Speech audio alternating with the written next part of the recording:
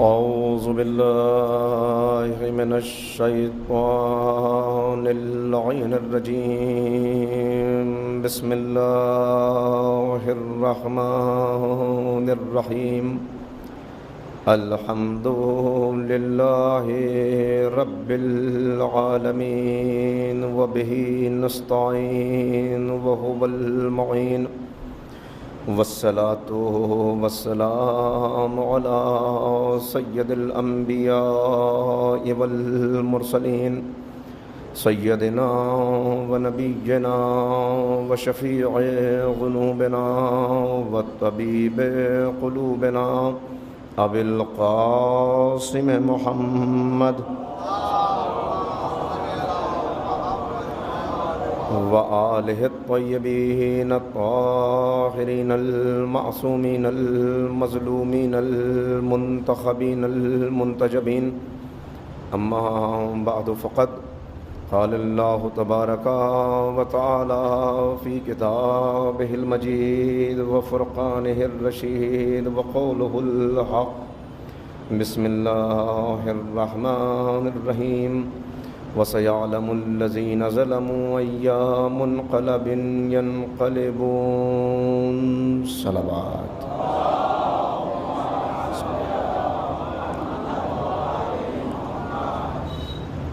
بزرگان محترم و نوجوانان عزیز،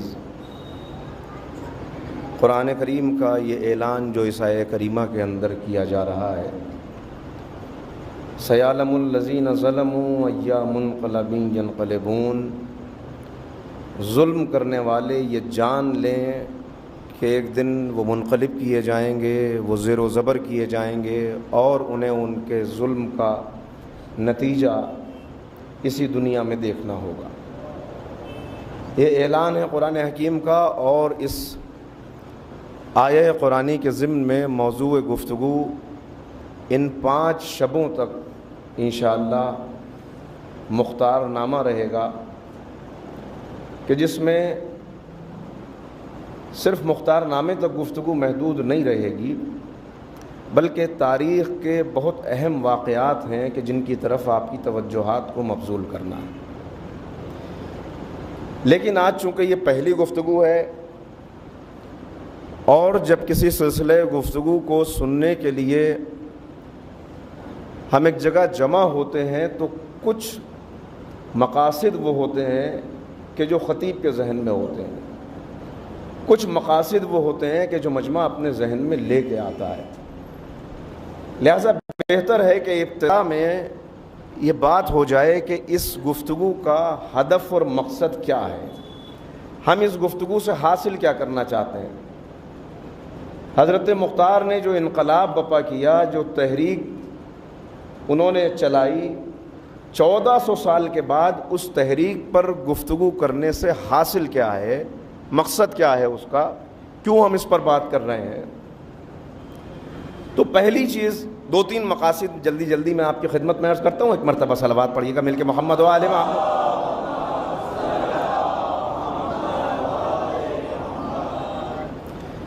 پہلا ہدف اور مقصد تاریخ کے سننے، پڑھنے اور اس پر غور کرنے کا، وہ کیا ہے وہ میں اپنی زبان سے نہیں عرض کرتا، بلکہ صاحب نہج البلاغہ امیر المومنین حضرت علی ابن ابی طالب علیہ السلام،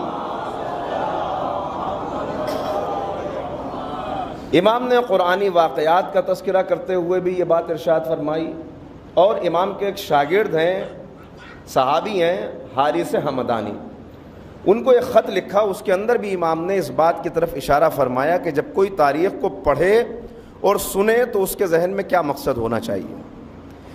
امام فرماتے ہیں کہ جب تاریخ کو سنو گے تو تاریخ کے ذریعے سے تمہارے سامنے 2 خیمے ہوں گے، 2 کیمپس ہوں گے، 2 فوجیں ہوں گی تمہارے سامنے، 2 طرح کے افراد اور کردار ہوں گے۔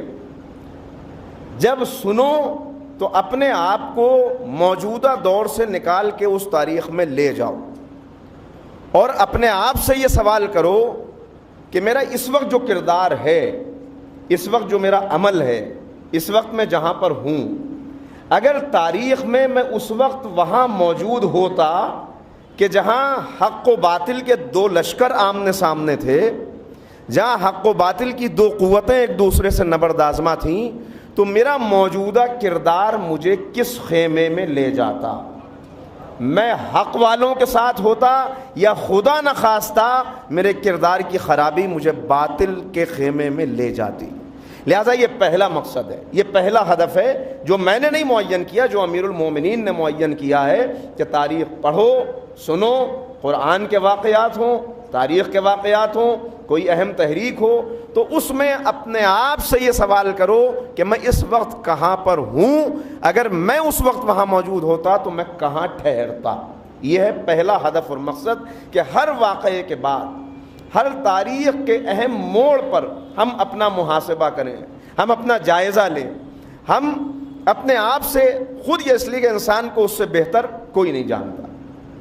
دوسرا ہدف اور مقصد، دوسرا ہدف یہ ہے کہ تاریخ لکھی جاتی ہے ہمیشہ حکومتوں کے زیر اثر، اور تاریخ اسلام خاص طور پر بنی امیہ کے زیر اثر لکھی گئی۔ لہذا تاریخ سے یہ توقع کرنا کہ تاریخ نے سارے حقائق کو ویسے ہی ہمارے سامنے پہنچا دیا ہوگا، یہ توقع کرنا قطعاً غلط ہے۔ نا امید ہو جائے گا، مایوس ہو جائے گا وہ شخص جو تاریخ سے ایسی توقع کرے گا۔ کیوں؟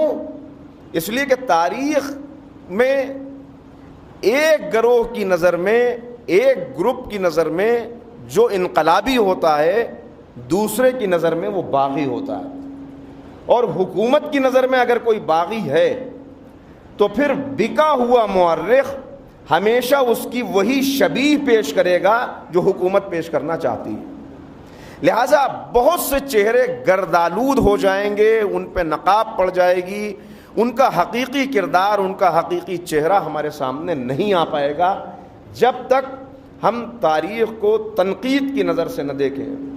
انسانی نسل کی تاریخ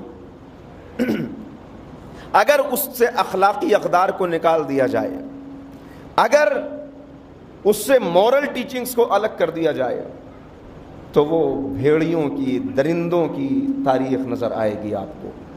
لہذا دوسرا مقصد یہ ہے کہ محسنان اسلام کے چہرے پہ پڑی ہوئی گرد کو صاف کیا جائے، اور ان چہروں کو، ان کرداروں کو آپ کے سامنے پیش کر دیا جائے کہ جن کی تاریخ میں بڑی خدمات ہیں مگر جن کے ساتھ بڑی ناانصافی ہوئی ہے۔ تیسرا ہدف اور مقصد، ایک مرتبہ صلوات پڑھیں تو میں عرض کرتا ہوں۔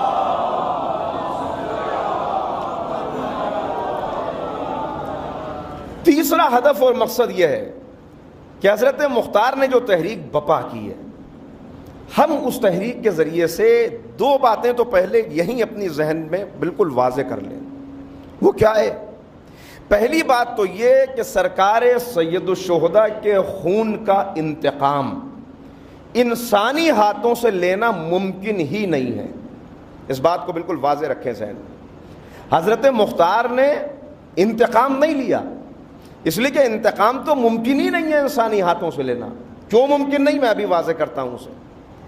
پہلا سبب تو اس کا یہ ہے کہ واقعہ کربلا کا سب سے بڑا مجرم یزید، وہ تو حضرت مختار کے ہاتھوں قتل ہی نہیں ہوا۔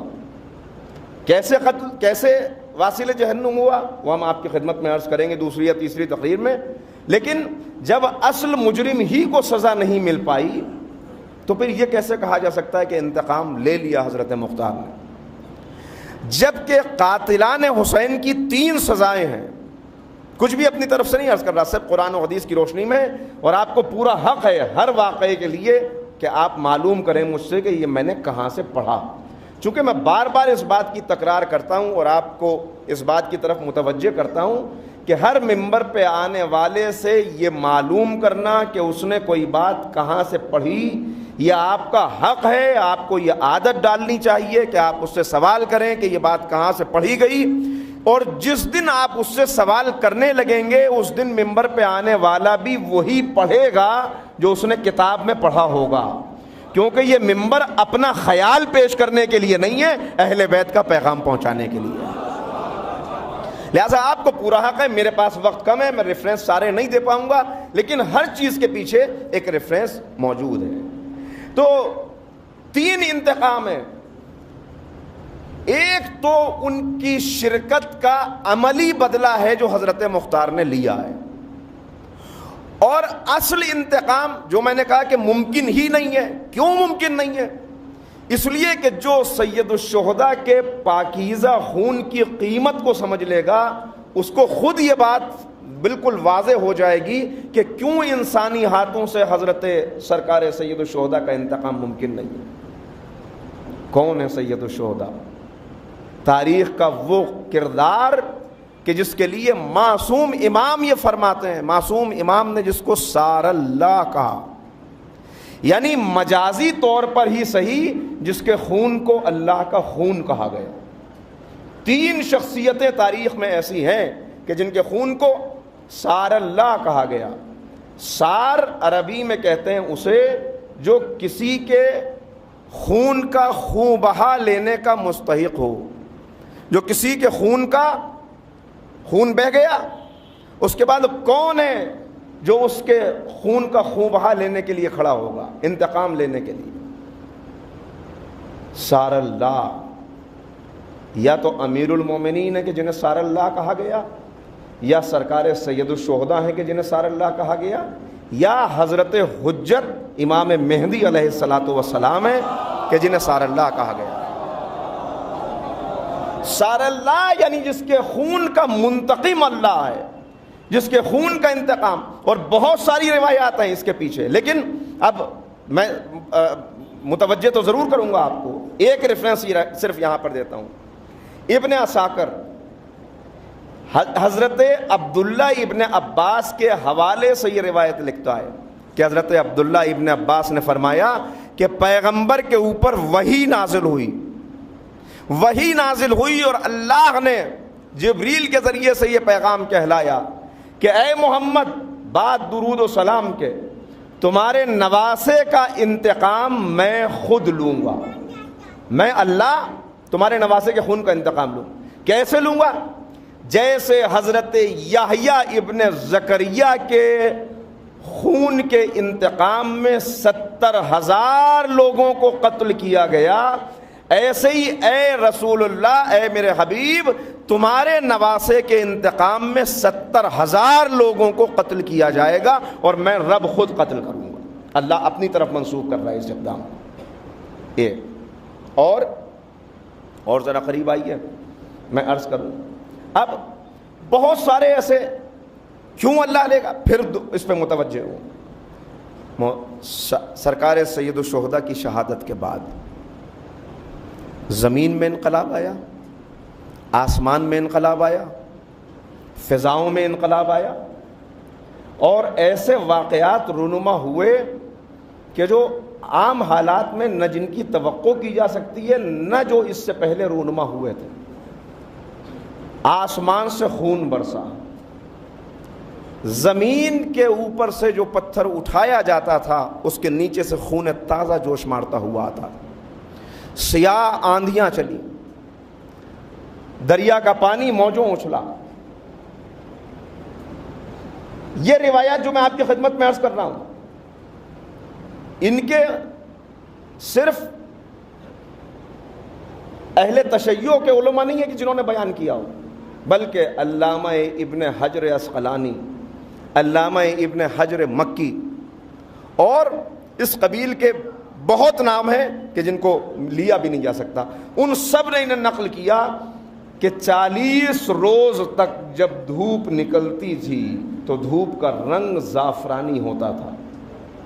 40 روز تک بیت المقدس کی زمین سے جو پتھر اٹھایا جاتا تھا اس کے نیچے سے خون تازہ جوش مارتا ہوا نکلتا تھا. آنگن میں اگر کوئی کپڑا پھیلا دیا جاتا تھا تو خون کی چھینٹوں کی وجہ سے اس کپڑے کی رنگت سرخ ہو جاتی تھی. برتن اگر زیر آسمان رکھ دیے جاتے تھے وہ خون سے بھر جاتے تھے. یہ سب کیا تھا؟ ظاہر ہے کہ یہ انسان کے اختیار میں نہیں ہے. یہاں پہ علامہ ابن جوزی نے بڑی اچھی بات کہی ہے. وہ یہ کہتے ہیں کہ نہ صرف انہوں نے بہت ساری روایات کو جمع کرتے ہوئے جملہ کہا کہ 3 دن تک آسمان کے کنارے بالکل سرخ تھے اور اس کے بعد وہ جملہ ارشاد فرماتے ہیں کہ جب انسان غصے میں آتا ہے تو اس کا چہرہ سرخ ہو جاتا ہے. اللہ جسم و جسمانیت سے منزہ ہے، اللہ اس سے کہیں بالا ہے کہ وہ جسم رکھے، لیکن اس نے آسمان کے کناروں کو سرخ کر کے دنیا والوں کو یہ پیغام دیا کہ اس شہادت کے اوپر اللہ غضبناک ہے اور اللہ خود اس خون کا انتقام لے گا. صلوات پڑھیے محمد علیہ.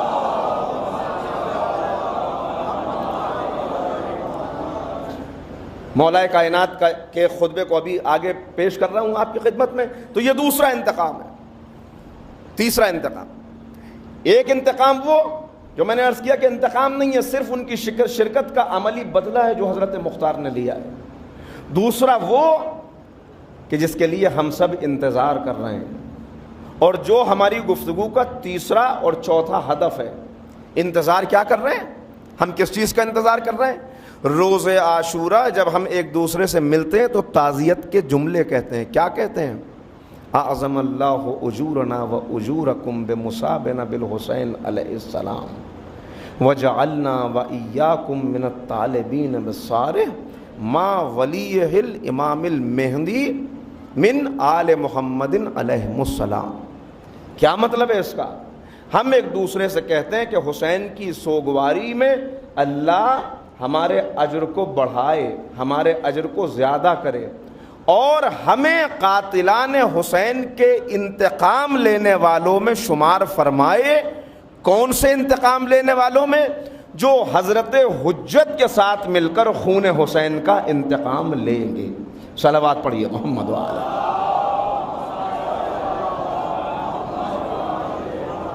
یعنی ہم شب و روز دعا کر رہے ہیں.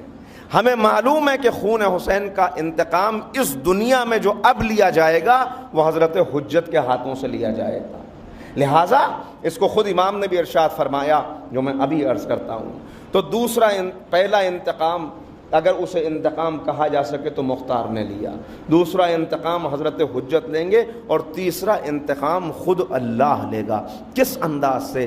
شیخ مفید علیہ الرحمہ کی بڑی قیمتی روایت ہے جو اس وقت میرے ذہن میں آ گئی. شیخ مفید علیہ الرحمہ بیان فرماتے ہیں کہ میدان محشر کا منظر بیان کرتے ہوئے بڑی عجیب و غریب کیفیت ہے اس روایت کے اندر جو انہوں نے بیان کی.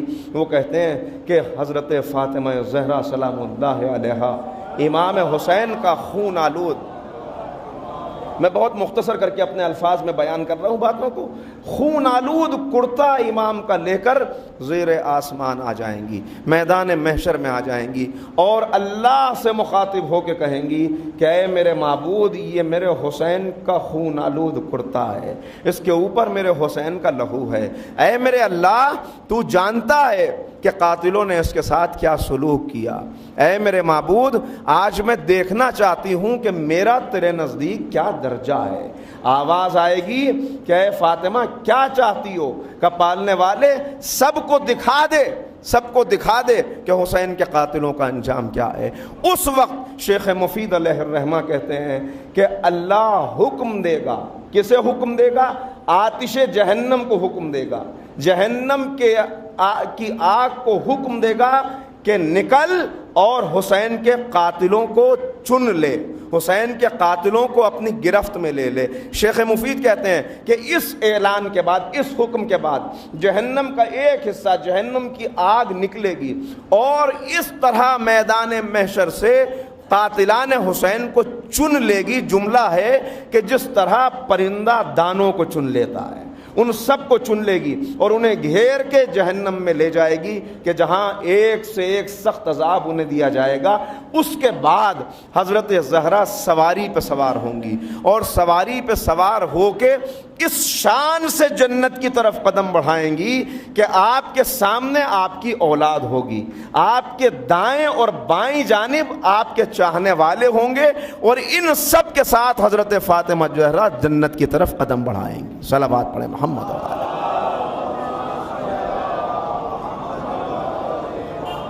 تو یہ تیسرا انتقام جو اللہ کو لینا ہے.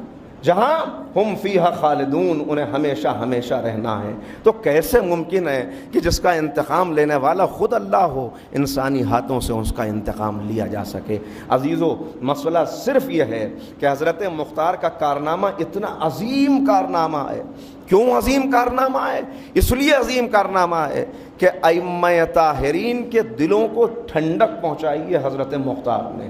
بڑے پردے ڈالے گئے مختار کی شخصیت پر، اور پردے کیوں نہ ڈالے جاتے؟ اس لیے کہ ایک ایسی انقلابی شخصیت کہ جس نے بنی امیہ کے مقابلے پر کھڑے ہو کر تنہا وہ طاقت پیدا کر لی ہو، کہ جس نے کلائی کی ہڈیوں سے زنجیروں کو توڑ ڈالا ہو، جس نے تنہا ہوتے ہوئے دو حکومتوں سے بیک وقت ٹکر لی ہو، ان کا مقابلہ کیا ہو، کیوں حکومتیں اس کے مخالف نہ ہوں گی؟ لہٰذا پردے ڈالے گئے جناب مختار کی شخصیت پر، اور ایک عرصہ دراز تک غیر بھی اور اپنے بھی اس فریب نظر میں مبتلا رہے کہ مختار ممدوح ہے یا مختار کا قدم، مختار کا یہ انقلاب حکومت حاصل کرنے کے لیے ہے، یہ ایک سیاسی نعرہ ہے۔ ایک زمانہ گزر گیا، شیخ مفید تک، آیت اللہ خوئی لکھ رہے ہیں کہ شیخ مفید تک علماء فیصلہ نہیں کر پائے تھے کہ جناب مختار کو ممدوح سمجھا جائے یا جناب مختار کے نعرہ انقلاب کو ایک سیاسی نعرہ سمجھا جائے۔ لیکن شیخ مفید علیہ الرحمہ نے جو تحقیق کی، اس کے بعد باتیں واضح ہوئیں، اس لیے کہ اتنے الزامات تھے جو لگے ہوئے تھے۔ یہ الزامات کیوں لگ رہے تھے عزیزو؟ الزامات تاریخ میں کیوں لگتے ہیں؟ دیکھیے، جب بھی کوئی اہل بیت کا عاشق ہوگا، اہل بیت کا وفادار ہوگا، تو دشمنوں کی نظر میں وہ کانٹے کی طرح کھٹکتا ہے۔ یہ ممکن نہیں ہے کہ اس کی صحیح شبیہ کو دنیا کے سامنے پیش کرنے دیا جائے۔ یہ تو مختار کی بات ہے، مختار تو خادم ہے، مختار تو اس در کے غلام ہیں۔ خود آقا کی شخصیت کے متعلق کیسی کیسی سازشیں ہیں جو کی گئی، اس لیے کہ بکے ہوئے مورخ تھے جو اپنے قلم کی سیاہی کو صرف کر رہے تھے صرف اس لیے کہ اہل بیت کے فضائل پر پردے ڈالے جا سکیں۔ جعلی حدیثیں، تاجرانہ ذہنیت کے ساتھ جعلی حدیثیں وضع کی جا رہی تھیں، جو روایات اہل بیت کی تھیں ان روایات کو دوسروں کی طرف منسوب کیا جا رہا تھا۔ جو روایات دوسروں کی تھی، میں سارے حوالے نہیں دوں گا، لیکن ایک نام صرف اپنے ذہنوں میں محفوظ کیجئے تاکہ یہ اندازہ ہو کہ وہ کیسا سخت دور تھا۔ اور اس کے بعد بھی اگر مختار کی صحیح تصویر ہم تک پہنچ گئی آج 1400 سال کے بعد، تو یہ کتنا بڑا معجزہ ہے۔ سمرہ ابن جندب وہ ظالم ہے کہ جس نے ہزاروں شیعیان علی کو قتل کیا، اتنا سخت دل انسان کہ جس کے دل میں رحم کی کوئی گنجائش نہیں تھی۔ یہ صرف قاتل نہیں ہے بلکہ یہ جعلی حدیثوں کا لکھنے والا ہے۔ اس تک حاکم کا پیغام آتا ہے اور کہا یہ جاتا ہے کہ تمہیں ہمارے دو کام کرنے ہیں، جو دو قرآن کی آیتیں ہیں ان کے لیے تمہیں جعلی حدیثیں، جعلی روایات بیان کرنی ہے۔ کون سی آیتیں؟ مقصد کیا ہے؟ کا مقصد یہ ہے کہ جو آیت مولائے کائنات کی شان میں اتری ہے اس آیت کو ابن ملجم کی طرف منسوب کر دیا جائے، اور جو آیت ایک شرابی کے لیے اتری ہے کہ شراب پینے والا نماز کے قریب نہ جائے، لا تقربوا الصلاۃ، نماز کے قریب نہ جانا جب تم حالت نشہ میں ہو، نعوذ باللہ، اس آیت کو امیر المومنین کی طرف منسوب کر دیا جائے۔ چنانچہ جب سمرہ ابن جندب تک حاکم کا یہ پیغام آتا ہے کہ تمہیں یہ کام کرنے، تو وہ کہتا ہے اس کام کی قیمت کیا ملے گی، اس کام کے لیے مجھے حاصل کیا ہوگا؟ کہا قیمت ہم تمہیں اتنی دیں گے، قیمت ایک معین ہوئی، کہا نہیں، اتنی قیمت پہ میں یہ کام کرنے والا نہیں ہوں، اس لیے کہ یہ بہت بڑا کام ہے، اس کے لیے آپ کو دگنی قیمت دینی ہوگی۔ 1.5 گنا قیمت کے اوپر معاملہ طے ہوا، اور اس کے بعد وہ مشہور آیے قرآنی کہ جو مولا امیر المومنین کی شان میں آئی، وَمِنَ النَّاسِ مَن يَشْرِي نَفْسَهُ ابْتِغَاءَ مَرْضَاتِ اللَّهِ، کہ بندوں میں کچھ ایسے ہیں کہ جو بستر پہ سو کے اللہ کی مرضی کو خرید لیتے ہیں۔ اس آیت کو منسوب کر دیا گیا ابن ملجم کی طرف، اور روایت گڑھی گئی کہ ابن ملجم نے اتنا بڑا کام کیا تھا مولا کائنات کو شہید کر کے، نعوذ باللہ، کہ اس کی شان میں یہ آیت ہے، یہ آیت اس کی مدح کر رہی ہے، یہ کہا گیا۔ اور اس کے بعد دوسرا، میں اس کے آگے جسارت نہیں کر سکتا کہ دوسری آیت کو کس طرح مولا کی طرف منسوب کیا گیا، ایک فتنہ ہے جو ایک زمانے تک بپا رہا۔ تو عزیزو، جب امیر المومنین کے لیے یہ حال ہے دنیا کا، جب امام معصوم کے لیے یہ حال ہے تو پھر مختار کی حیثیت کیا ہے کہ جس نے دو حکومتوں کا ایک ساتھ مقابلہ کیا ہے. لہٰذا الزامات ہیں جو جناب مختار پر لگائے گئے. آج کی تقریر صرف تعارفی تقریر ہے. آج جناب مختار کا تعارف کرانا ہے اور دیکھنا ہے کہ وہ کون سے الزامات ہیں جو ان کی شخصیت پہ ہیں. اب میں نے تمہیدی منزلیں ختم کر لی اور اصل گفتگو کا آغاز ہو رہا ہے. ایک مرتبہ مل کے صلوات پڑھیے محمد و آل محمد پر.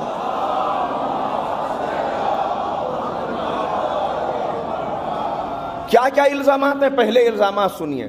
الزام ہے کہ مختار نے خدائی کا دعویٰ کیا تھا. مختار یہ کہا کرتا تھا، ایک نئے مذہب کی اس نے بنیاد رکھی، اور وہ یہ کہا کرتا تھا کہ میرے پاس جبریل پیغام وحی لے کے آتا ہے، میرے اوپر وحی نازل ہوتی ہے. الزام ہے کہ مختار نے جو نعرہ دیا تھا انقلاب کا کہ میں خون حسین کا انتقام لوں گا، وہ ایک سیاسی نعرہ تھا، وہ صرف کوفے کی حکومت کو حاصل کرنا چاہتا تھا. الزام ہے کہ مختار اصل میں مولا کائنات کا عاشق نہیں تھا، بلکہ وہ تو مولا کے دشمنوں کا طرفدار تھا. اس میں کچھ نام ہیں جو میں لینا نہیں چاہتا کہ ان کی طرفداری اس نے ساری زندگی کی.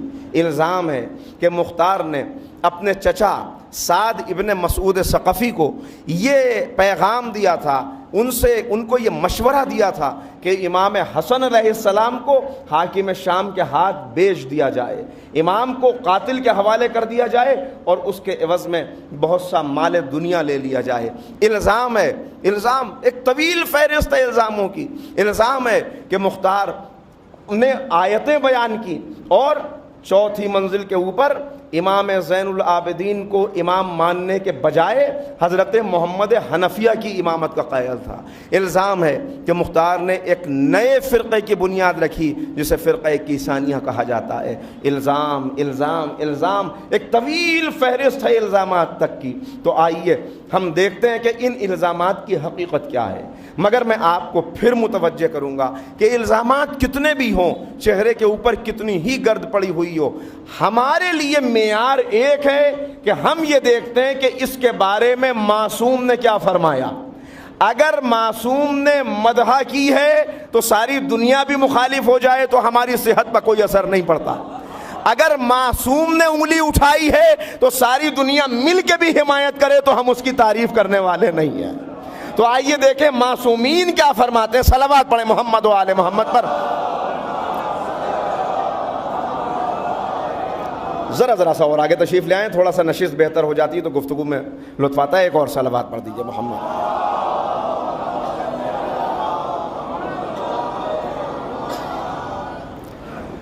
معصومین نے کیا ارشاد فرمایا. میں بات کو اپنی شروع کرتا ہوں رسول خدا سے. 1 ہجری ہجرت کے پہلے سال مدینے کے اندر جو پہلا بچہ پیدا ہوا وہ ابو عبیدہ ثقفی کے گھر میں پیدا ہوا. ابو عبیدہ ثقفی کون ہے؟ مختار کے والد. ان کی شخصیت تاریخ میں کیا ہے؟ ایک جملہ تو یہ عرض کر دوں کہ علامہ شبلی نعمانی نے الفاروق میں انہیں صحابی رسول بیان کیا ہے اور ان کی مدح کی ہے. ابو عبیدہ ثقفی قبیلہ بنی ثقیف کی اہم شخصیت. یہ قبیلہ وہ ہے کہ جس نے ایک زمانے میں پیغمبر سے مقابلہ کیا. جنگ حنین کے موقع پر یہ پیغمبر کے مقابلے پر تھا، لیکن مجھے اتنی تفصیل میں نہیں جانا. پہلا بچہ جو کسی اسلامی خاندان میں پیغمبر کی ہجرت کے بعد مدینے میں پیدا ہوا وہ مختار ابن ابو عبیدہ ثقفی. ابو عبیدہ بچے کو لے کے پیغمبر کی خدمت میں آئے. اللہ کے رسول میرے گھر بیٹے کی ولادت ہوئی. پیغمبر نے بچے کو دیکھا، کہا اے ابو عبیدہ اسے اچھی تعلیم دینا، اس کی اچھی تربیت کرنا، اسے فن سپاہ گیری سکھانا، اس لیے کہ تمہارے اس بچے کو تاریخ میں بہت بڑا کام انجام دینا. بس اتنی روایت ملتی ہے اور یہاں پر رک جاتی ہے. اس کے بعد تیسری مجلس میں بات آئے گی جس میں اور زیادہ بات کھل کے سامنے آ جائے گی، مگر میں اسے آج بیان نہیں کر سکتا کہ پیغمبر کی نگاہ میں مختار کی شخصیت کیا تھی. انشاءاللہ تیسری تقریر میں آپ کی خدمت میں عرض کروں گا بیان اس خط کا جو پیغمبر اکرم نے مختار کو لکھا اور پیغمبر کے وصال کے کافی زمانے کے بعد مختار کو وہ خط ملا، جس کے بعد مختار نے اپنی تحریک کا آغاز کیا ہے۔ مگر آج صرف اتنا ذہن میں رکھیے گا، بات آگے ہوگی۔ اس کے بعد مولائے کائنات حضرت علی ابن ابی طالب علیہ السلام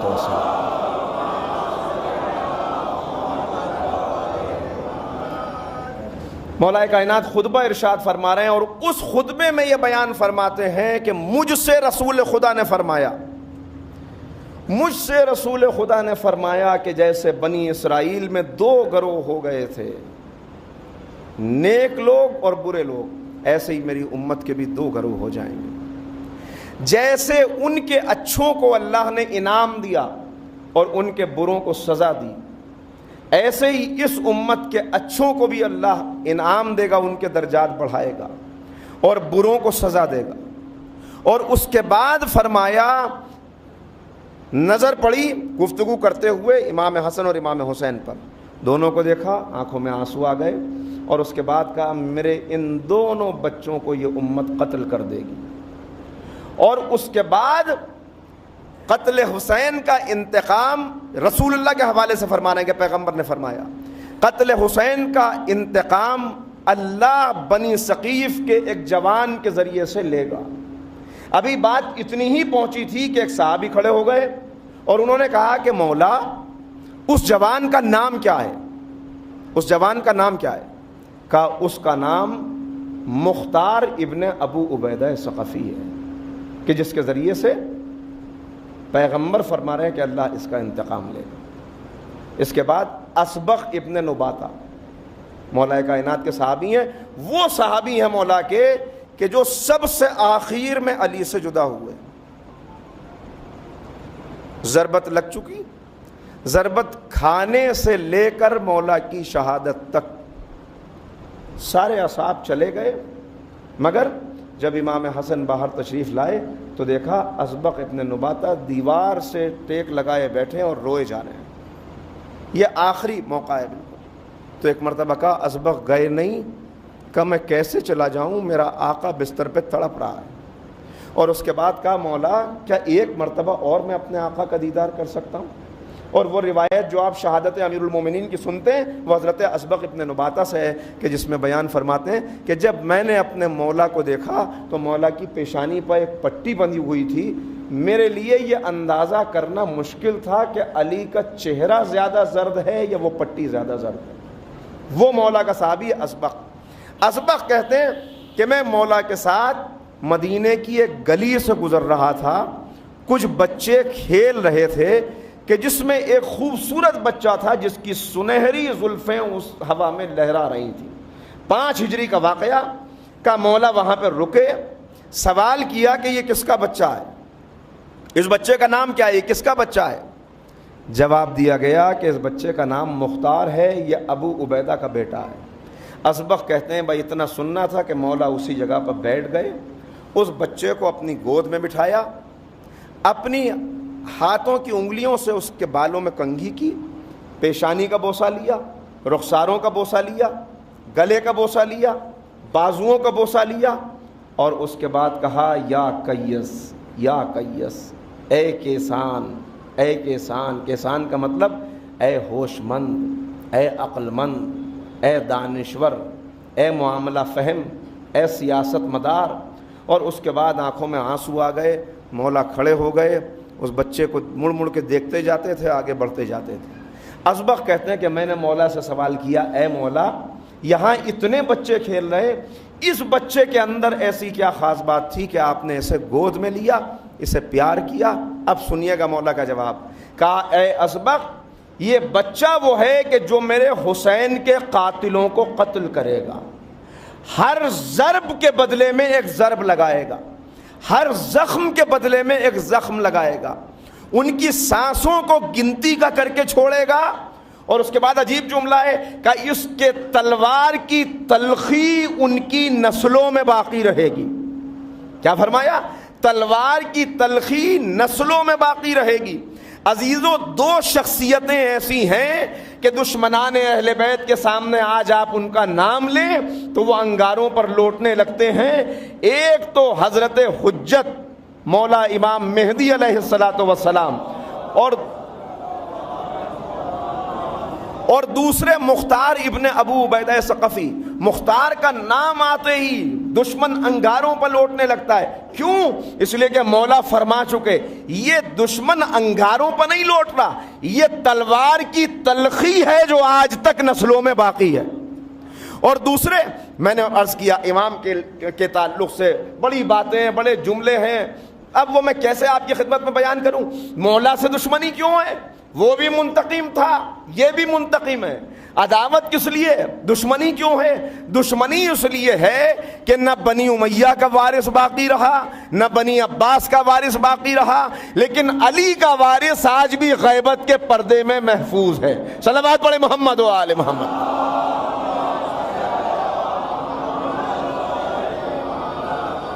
اور ایک قدم آگے بڑھ جائیے عزیزو. مولا اس روایت کے راوی سلیمان ابن سرد خزائی ہیں. سلیمان ابن سرد جن کا تذکرہ کل کی تقریر میں انشاءاللہ آئے گا. بڑی عظیم شخصیت ہے تاریخ کی, میں عرض کروں گا. سلیمان ابن سرد وہ کہتے ہیں کہ جنگ صفین سے واپسی ہو رہی تھی, ایک جگہ قیام کیا, مولا رکے اور اس کے بعد وہاں کے درختوں کو غور سے دیکھنے لگے. پھر وہاں کی مٹی کو اٹھایا, اس مٹی کو سونگھا اور اس کے بعد مولا نے رونا شروع کر دیا. کہا اتنا گریہ کیا کہ پوری داڑھی آنسوؤں سے بھر گئی. ہم پریشان ہو گئے. اصحاب نے سوال کیا کہ مولا اس زمین میں ایسی کیا خاص بات ہے کہ آپ نے خوشبو کو سونگھا اور رونے لگے؟ کہا کہ میں رسول خدا کی خدمت میں حاضر تھا. اس وقت جبریل امین ایک شیشے کے اندر مٹی لے کے آئے اور میرے حسین کی شہادت کی خبر لائے. پیغمبر گریہ کرنے لگے. میں نے سبب پوچھا, کہا کہ میرے حسین کی شہادت کی خبر آئی ہے اور یہ اس کے مقتل کی مٹی ہے. کہا میں نے اس مٹی کو سونگھا اور اس کو سونگتے ہی آنکھوں سے آنسو جاری ہو گئے. اور اس کے بعد کہا یہی وہ زمین ہے کہ جہاں میرا حسین قتل کیا جائے گا, جہاں میرا حسین شہید ہوگا, جہاں اللہ والوں کی ایک جماعت کو پانی سے محروم کر کے پیاسا اور بھوکا شہید کیا جائے گا. اس کے بعد سلیمان کہتے ہیں کہ امام حسین کی طرف متوجہ ہوئے, اپنے بیٹے کی طرف متوجہ ہوئے اور کہا اے میرے لال حسین, یعنی امام حسین بھی موجود ہیں سامنے, اے میرے لال تمہارا کیا حال ہوگا کہ جب دشمن تمہیں سر سے پیر تک زخمی کر دیں گے؟ کہا بابا میں اس وقت صبر کروں گا, میں اس وقت صبر کروں گا. پھر امام نے ارشاد فرمایا کہ کوئی دنیا اس زمین کے اوپر کوئی مخلوق ایسی نہیں ہوگی, ہر جانوروں میں سے, پرندوں میں سے, کہ جو حسین کا جو اس جماعت پر گریہ نہ کرے, جو اس جماعت کا ماتم نہ کرے. اور پھر کہا کہ اس کی شہادت کا اثر پوری دنیا میں رونما ہوگا, آسمان سرخ ہو جائے گا اور شہادت کے بعد بھی سرخی باقی رہے گی, قیامت تک شفق باقی رہے گی, سرخی باقی رہے گی. امام نے پھر اشارہ کیا تو اس کے بعد ایک مرتبہ کہتے ہیں کہ پوچھنے والوں نے پوچھا مولا یہ خون یوں ہی بہہ جائے گا؟ کہا نہیں, اللہ بنی ثقیف کے ایک مرد کو مسلط کرے گا, ایک جوان کو مسلط کرے گا جو اس کے قاتلوں سے انتقام لیں گے. اور ایک قدم آگے بڑھ جائیے. اب سب کو چھوڑتے ہوئے میں امام حسین کی طرف آتا ہوں. ایک مرتبہ صلوات پڑھے محمد علیہ.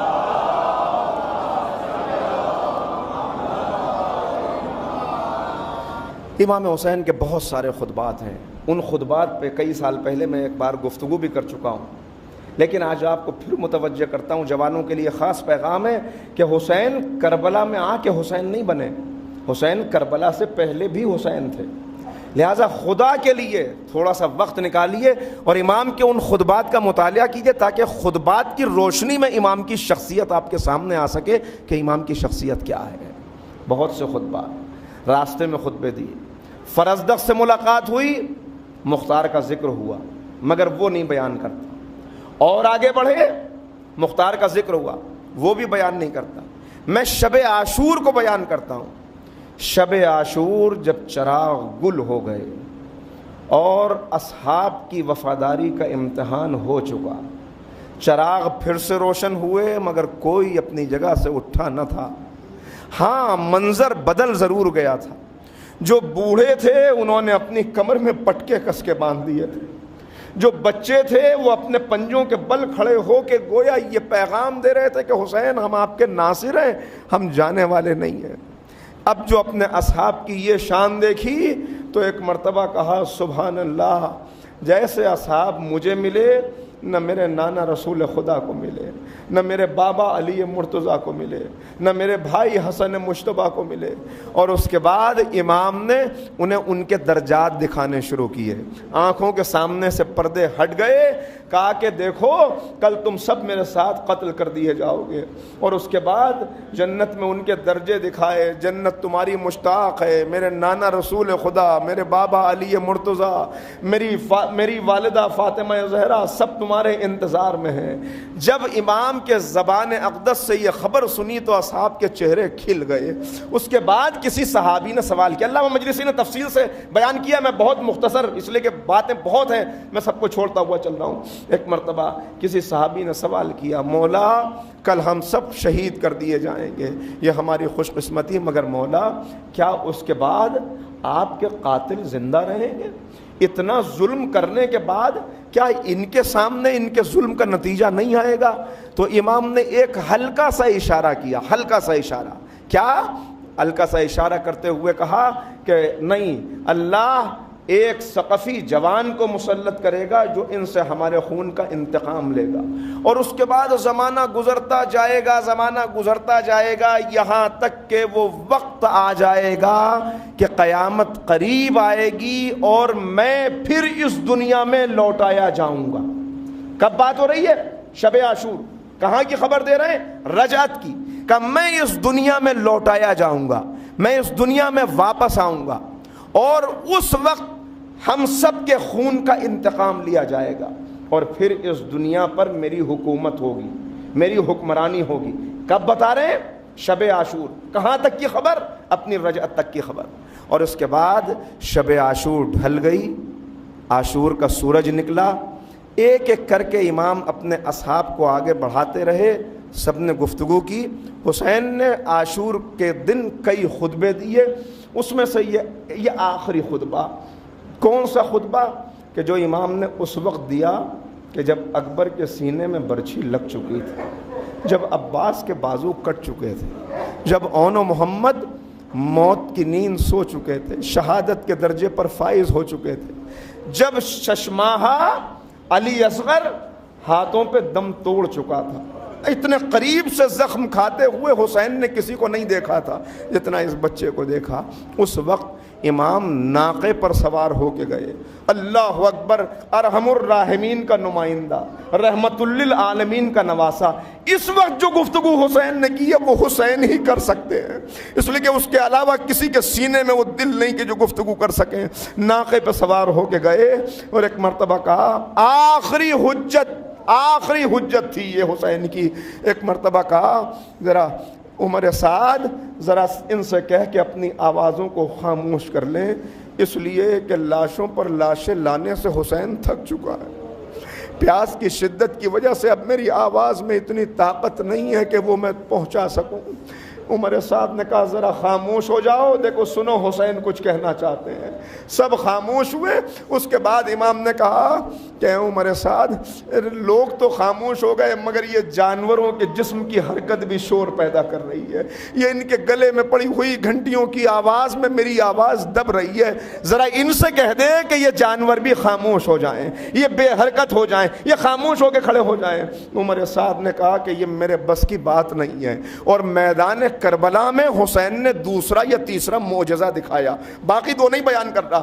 ایک مرتبہ اپنی انگلی کو اٹھایا اور اپنی انگلی کو چاروں طرف گھمانا شروع کیا.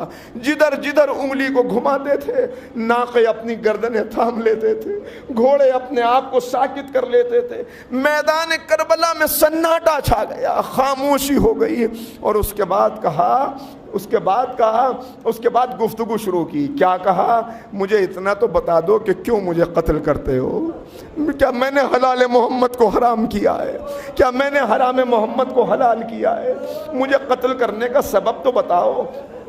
فوج کی طرف سے جو جواب آیا وہ کیا جواب تھا؟ جواب یہ آیا کہ حسین ہم آپ کو کیوں قتل کر رہے ہیں؟ لبغض ابیک، آپ کے بابا کی دشمنی میں قتل کر رہے ہیں. اور اس کے بعد کا حسین بس بچنے کا ایک طریقہ ہے، اگر آپ چاہتے ہیں کہ آپ زندہ رہیں، ایک طریقہ ہے بیعت کر لیجئے. اتنا سننا تھا. اب جو جملہ امام نے ارشاد فرمایا، خدا کی قسم کیا جملہ ہے. کہتے ہیں تم کیسے لوگ ہو، تم کیسے لوگ ہو، تم نے اپنے دوستوں کو قتل کرنے کے لیے اپنے دشمنوں کا ساتھ دیا ہے. یعنی تمہیں کیا ہو گیا؟ دوست اور دشمن کو نہیں پہچان رہے ہو، ہمیں دشمن سمجھ رہے ہو اپنا. اور اس کے بعد کہا میں جانتا ہوں، بڑا پیغام، بہت بڑا پیغام ہے واقعہ کربلا کا، کہ میں جانتا ہوں کہ تمہارے دلوں پہ میری تقریر کا اثر کیوں نہیں ہو رہا. اس لیے کہ تمہارے شکم حرام غذاؤں سے بھر چکے ہیں. میدان کربلا میں حسین نفسیات بیان کر رہے ہیں، حسین سبب بیان کر رہے ہیں کہ معصوم کی گفتگو کا اثر کیوں نہیں ہوتا. یہ 21 سینچری کے شیعوں کے لیے بہت بڑا پیغام ہے جو میدان کربلا میں عصر عاشور سے کچھ پہلے حسین نے دیا. کیا پیغام؟ کہ اپنی طرف آنے والے لقمے پر نظر رکھنا. دیکھو حرام کو اپنے شکم تک نہ پہنچنے دینا. اگر ایک مرتبہ حرام پہنچ گیا تو حرام کے بعد تو معصوم کی تقریر کا اثر نہیں ہوتا. پھر نہ قرآن کا اثر ہوگا، نہ حدیث کا اثر ہوگا، نہ معصوم کے فرامین کا اثر ہوگا، نہ مجلسوں کا اثر ہوگا، نہ تقریروں اور خطبوں کا اثر ہوگا. اپنے آپ کو حرام سے بچانا. اور اس کے بعد امام نے کچھ دیر سکوت اختیار کیا اور پھر کہا جملہ جو میں نے سنایا. کیا جملہ؟ کیا کہا؟ تم عجیب لوگ ہو، تم نے اپنے دوستوں کو قتل کرنے کے لیے اپنے دشمنوں کے ساتھ ایکا کر لیا ہے. اور پھر کہا، اس کے بعد جو جملے ہیں بڑے قیمتی ہیں، کہا سنو اللہ، میرے ساتھ میرا رب ہے، میرے ساتھ اللہ ہے کہ جس نے ہر جاندار کی پیشانی کو پکڑا ہوا ہے، ہر جاندار کی پیشانی جس کے قبضے میں ہے. یاد رکھو آسمان کی چکی سے تم ایسے پس جاؤ گے کہ جس طرح چکی میں دانہ پس جاتا ہے. یاد رکھو تم جس دنیا کے لیے یہ سب کچھ کر رہے ہو وہ دنیا تمہیں میسر نہ آئے گی، وہ دنیا تمہیں ملے گی نہیں. اور پھر کہا تمہیں عمر سعد کہاں ہے؟ عمر سعد کہاں ہے؟ عمر سعد کترا رہا تھا سامنا کرنے سے. جب امام نے کہا تم میں عمر سعد کہاں ہے تو عمر سعد گھوڑا بڑھا کے آگے آیا. جب وہ آگے آیا، اب جملے سنیے گا. عمر سعد سے امام کہتے ہیں اے عمر سعد، جس ملک کے رے کے لالچ میں تو نے حسین کا خون بہانے کا ارادہ کیا ہے، یاد رکھ تو اس ملک کے رے کا مزہ چکھ نہ سکے گا. تجھے دنیا ملے گی مگر اتنی کہ جتنی دیر کوئی سواری پہ سوار ہو کے اتر جاتا ہے. مروان ابن حکم سے کل علی کہہ رہے تھے تجھے بڑی خلافت کی تمنا ہے، تجھے اتنی دیر کے لیے خلافت ملے گی کہ جیسے کتا اپنی ناک چاٹ کے صاف کر لیتا ہے. آج اسی علی کا خون ہے جو میدان کربلا میں کھڑے ہو کے مستقبل کی خبر دے رہا ہے. اے عمر سعد، تجھے اتنی دنیا ملے گی جیسے کوئی سواری پہ سوار ہو کے اتر جاتا ہے. اور یہ کہہ کے امام خاموش ہوئے، اپنے ہاتھوں کو اٹھایا، بلند کیا، کہا اے پروردگار، اب سمجھیے کہ مختار کیوں اتنا بڑا انقلاب لانے میں کامیاب ہو گیا. کہا اے معبود، ان ظالموں کے اوپر اس ثقفی جوان کو مسلط کر دے جو ان سے میرے اور میرے رفقا کے خون کا بدلہ لے، ہر ضرب کے بدلے میں ضرب لگائے، ہر زخم کے بدلے میں زخم لگائے، ان کی سانسوں کو گنتی کا کر کے چھوڑے. اور اس کے بعد یہ دعا تھی امام کی، یہ امام کی دعا کا اثر تھا کہ مختار کو کامیابی ملی ہے. یہ امام کی دعا کا نتیجہ تھا کہ اتنی بڑی حکومتوں کے مقابلے پہ مختار کامیاب ہوا. اس کے بعد امام نے اپنے ہاتھوں کو نیچے کیا اور پھر جو جملہ کہا عمر سعد تو یہ سمجھتا ہے کہ ملک رہ کی حکومت مل جائے گی؟ یاد رکھ، میں صاف دیکھ رہا ہوں. کیا دیکھ رہا ہوں؟ میں صاف دیکھ رہا ہوں کہ تیرا کٹا ہوا سر نیزے پہ بلند ہے. کوفے میں تیرا کٹا ہوا سر نیزے پہ بلند ہے اور کوفے کے چھوٹے چھوٹے بچے اس سر کا نشانہ لگا رہے ہیں، اس سر پہ پتھر مار رہے ہیں. یہ سننا تھا کہ غصے میں بھر کے عمر سعد پلٹا اور یہ کہتا ہوا پلٹا کہ دیکھ کیا رہے ہو؟ یہ بھوکا پیاسا حسین یہ تمہارے ایک لقمے کا بھی نہیں ہے اگر تم سب مل کے حملہ کر دو. کیوں آگے نہیں بڑھتے, کیوں حملہ نہیں کرتے؟ عزیزو یہ وہ موقع تھا, بس میں نے روکی یہاں پہ گفتگو ورنہ بات تو آگے بھی ہے. یہ وہ موقع تھا کہ جہاں امام نے یاد کیا, امام نے روز عاشورہ مختار کو یاد کیا, دعا دی, اور اس دعا کا نتیجہ ہے. اس کے بعد اور ذرا سا آگے بڑھ جائیے. میں کیا کروں کہ مصائب کی منزلوں سے ہو کے یہ گفتگو آگے بڑھ رہی ہے, ورنہ صحیح شخصیت سامنے نہیں آ سکتی. ایک قدم اور آگے بڑھ گئے. سرکار سید الشہداء کی شہادت ہو چکی ہے, اور اس شہادت کے بعد فوج بے حیا خیموں کو لوٹنے کے لیے خیموں میں داخل ہو گئی, خیموں میں آگ لگا دی. اس وقت اب میں روک رہا ہوں یہاں پر ورنہ مصائب کی منزل آ جائے گی. اس وقت کہ جب ایک ظالم نے, جس کو ابھی میں بیان کروں گا مصائب میں آگے بڑھ کے, اسی روایت کو بیان کروں گا مصائب میں کہ کس نے ایسا ظلم کیا. کیا ظلم کیا؟ امام حسین کی بیٹی کا زیور لوٹا. جب یہ ظلم کیا تو جناب زینب کو جلال آ گیا, اور جلال میں آ کے علی کی بیٹی نے اپنے ہاتھوں کو اٹھایا اور کہا معبود اس ظالم کے اوپر ثقفی جوان کو مسلط کر دے جو اسی دنیا میں اسے آگ اور لوہے کے عذاب کا مزہ چکھائے. یہ جناب زینب کی دعا تھی, یہ امام حسین کی دعا تھی کہ جس کے نتیجے میں اور آگے بڑھیے. اب امام زین العابدین علیہ الصلوۃ والسلام, تھک تو نہیں گئے آپ؟ میں روک دوں گفتگو کو اگر تھک گئے ہوں تو.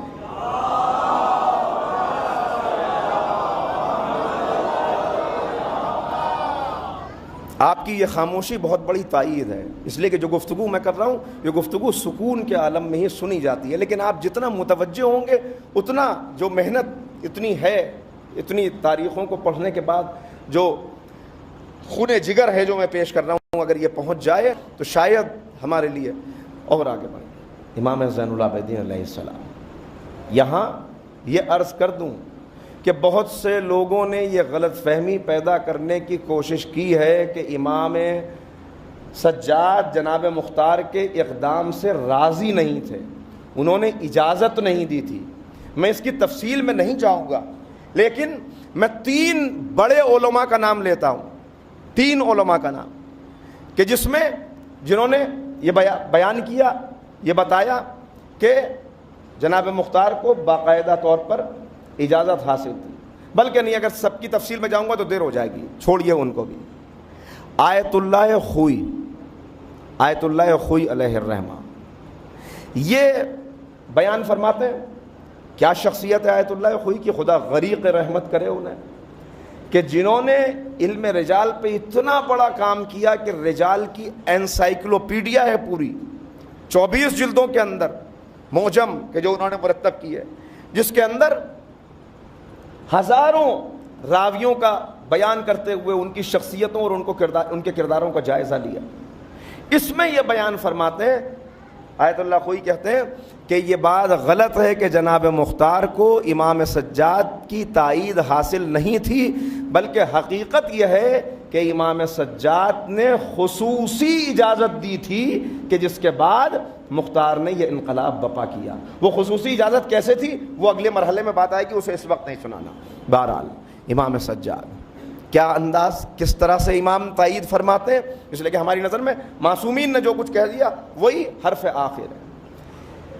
کہاں سے امام سجاد کی بات کو شروع کروں؟ امام کی بات 5ویں امام سے شروع کرتا ہوں اور پھر امام تک واپس آتا ہوں تاکہ 5ویں امام کے ذریعے سے بات ہو جائے.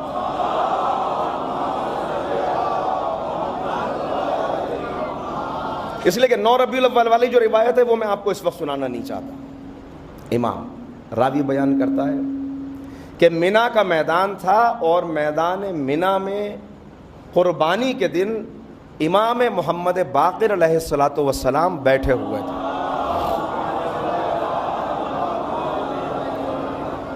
قربانی ہو چکی تھی اور امام انتظار کر رہے تھے حجام کا کہ جو تقصیر کرے, اس لیے کہ قربانی کے بعد بالوں کو کاٹنا پڑتا ہے. امام اس کا انتظار کر رہے تھے.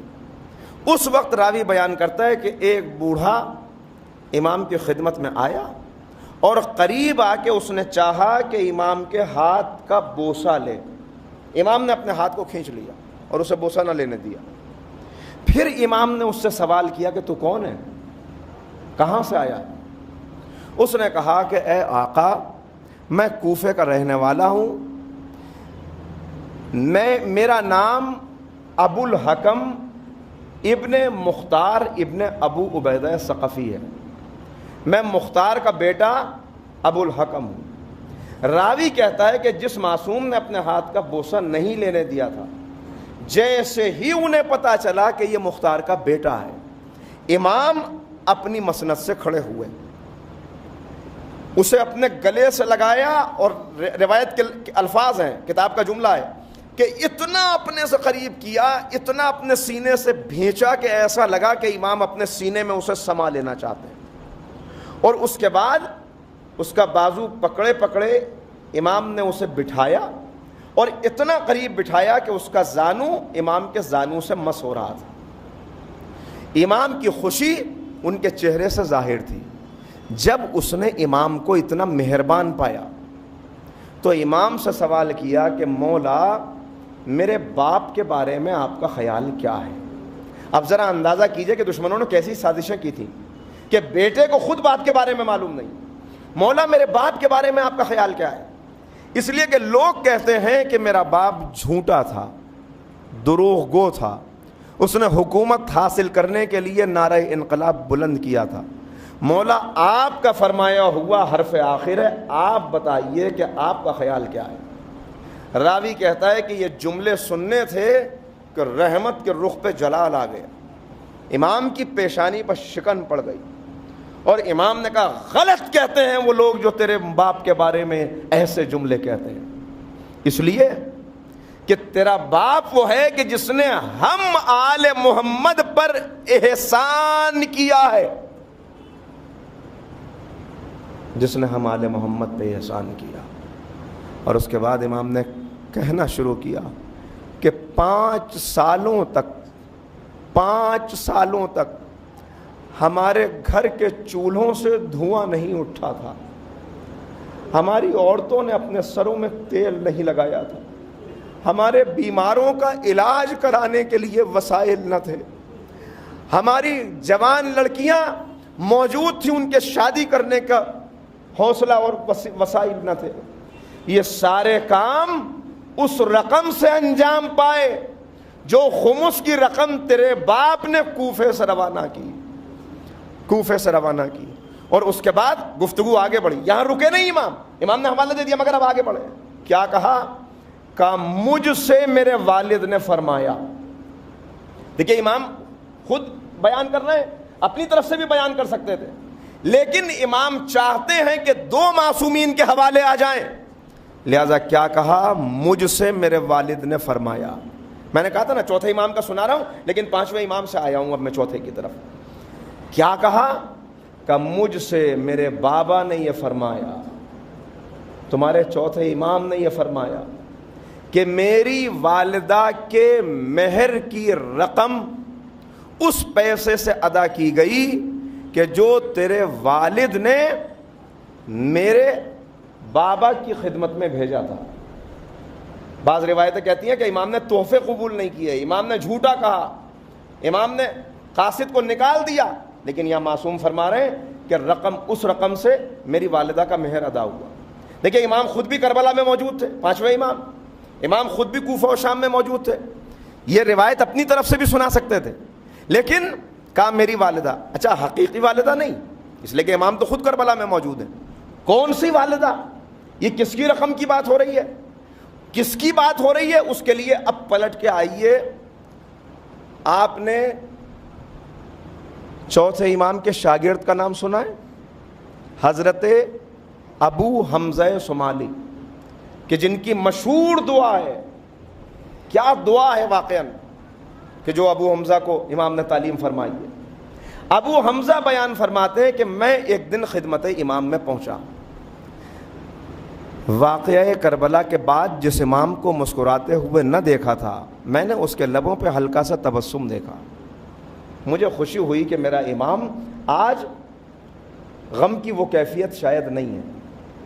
کہا ابو حمزہ میں تمہیں اپنا 3 دن پہلے کا ایک خواب سناتا ہوں.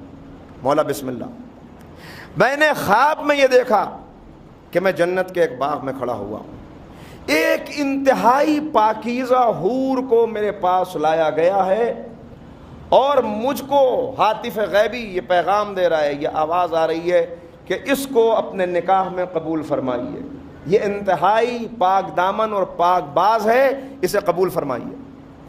امام کہتے ہیں کہ میں نے یہ خواب دیکھا اور اس خواب کے دیکھنے کے اگلے دن مختار کا قاصد میرے پاس آیا کہ جو میرے لیے کچھ رقم لے کے آیا تھا, کچھ تحفے لے کے آیا تھا, اور انہی تحفوں میں ایک کنیز تھی کہ جو بالکل اس حور سے مشابہ تھی کہ جسے میں نے اپنے خواب میں دیکھا تھا.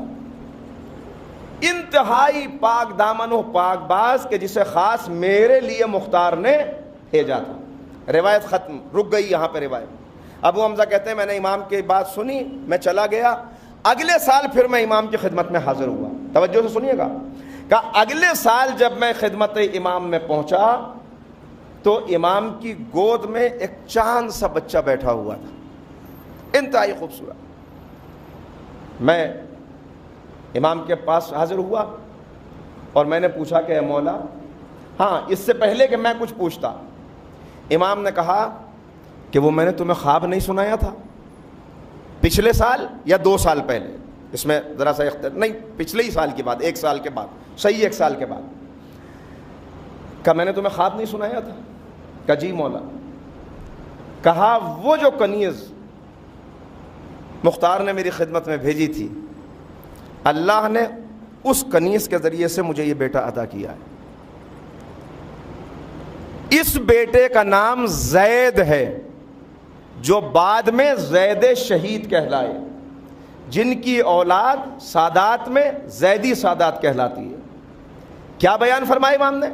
اسی کنیز کے ذریعے سے اللہ نے مجھے یہ بیٹا عطا کیا ہے. امام فرما رہے ہیں کہ وہ مہر اس رقم سے ادا ہوا تھا کہ جو مختار نے بھیجی تھی. اور ایک قدم آگے بڑھ گئے. چھٹے امام, امام جعفر صادق علیہ الصلوۃ والسلام. بس تعارف یہاں پہ مکمل ہو رہا ہے. اس کے بعد تھوڑا سا میں آگے بڑھوں گا اور گفتگو آج بہت طویل نہیں ہوگی, دیر سے شروع ہوئی ہے باتیں. کل اگر ذرا سا جلدی آپ تشریف لے آئیں تو مجھے 1.5 گھنٹے سے کم میں بات بننے والی نہیں ہے. 1.5 سے آگے بھی گفتگو بڑھ سکتی ہے. وہ منحصر ہے کہ آپ کس انداز سے سنتے ہیں, اس لیے کہ 5 ہی دن ہے, 5 دن میں جتنی باتیں پہنچ سکیں. چھٹے امام سے بھی اسی طرح کی گفتگو کسی نے کی. مولا مختار کے بارے میں آپ کا کیا خیال ہے؟ امام نے فرمایا کہ مختار جنت میں ہمارے ساتھ ہوگا, مختار جنت میں ہمارے ساتھ ہوگا. اور اس کے بعد مدح فرمائی. اس کو میں چھوڑتا ہوں, آگے بڑھتا ہوں. اب بیچ میں سب کو چھوڑتے ہوئے 11ویں امام, امام حسن عسکری علیہ الصلوۃ والسلام.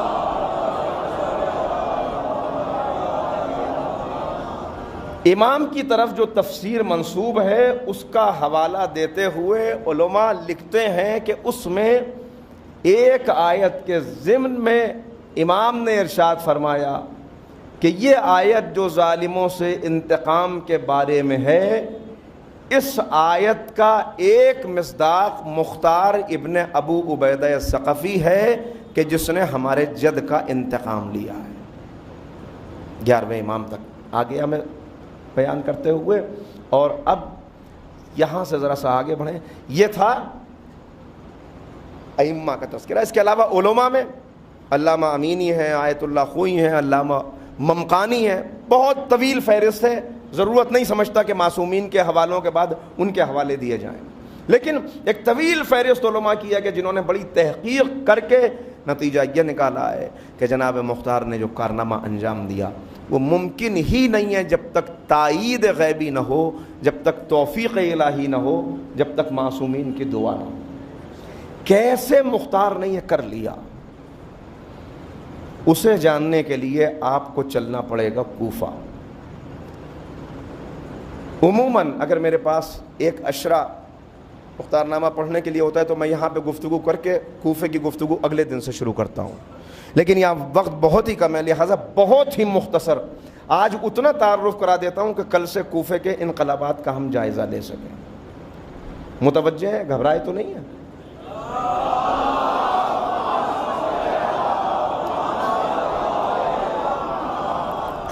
کوفہ بڑی تاریخی اہمیت کا شہر ہے کوفہ۔ کوفہ آپ واقعات پڑھیں تو ان واقعات میں آپ کو واضح طور پہ یہ نظر آئے گا۔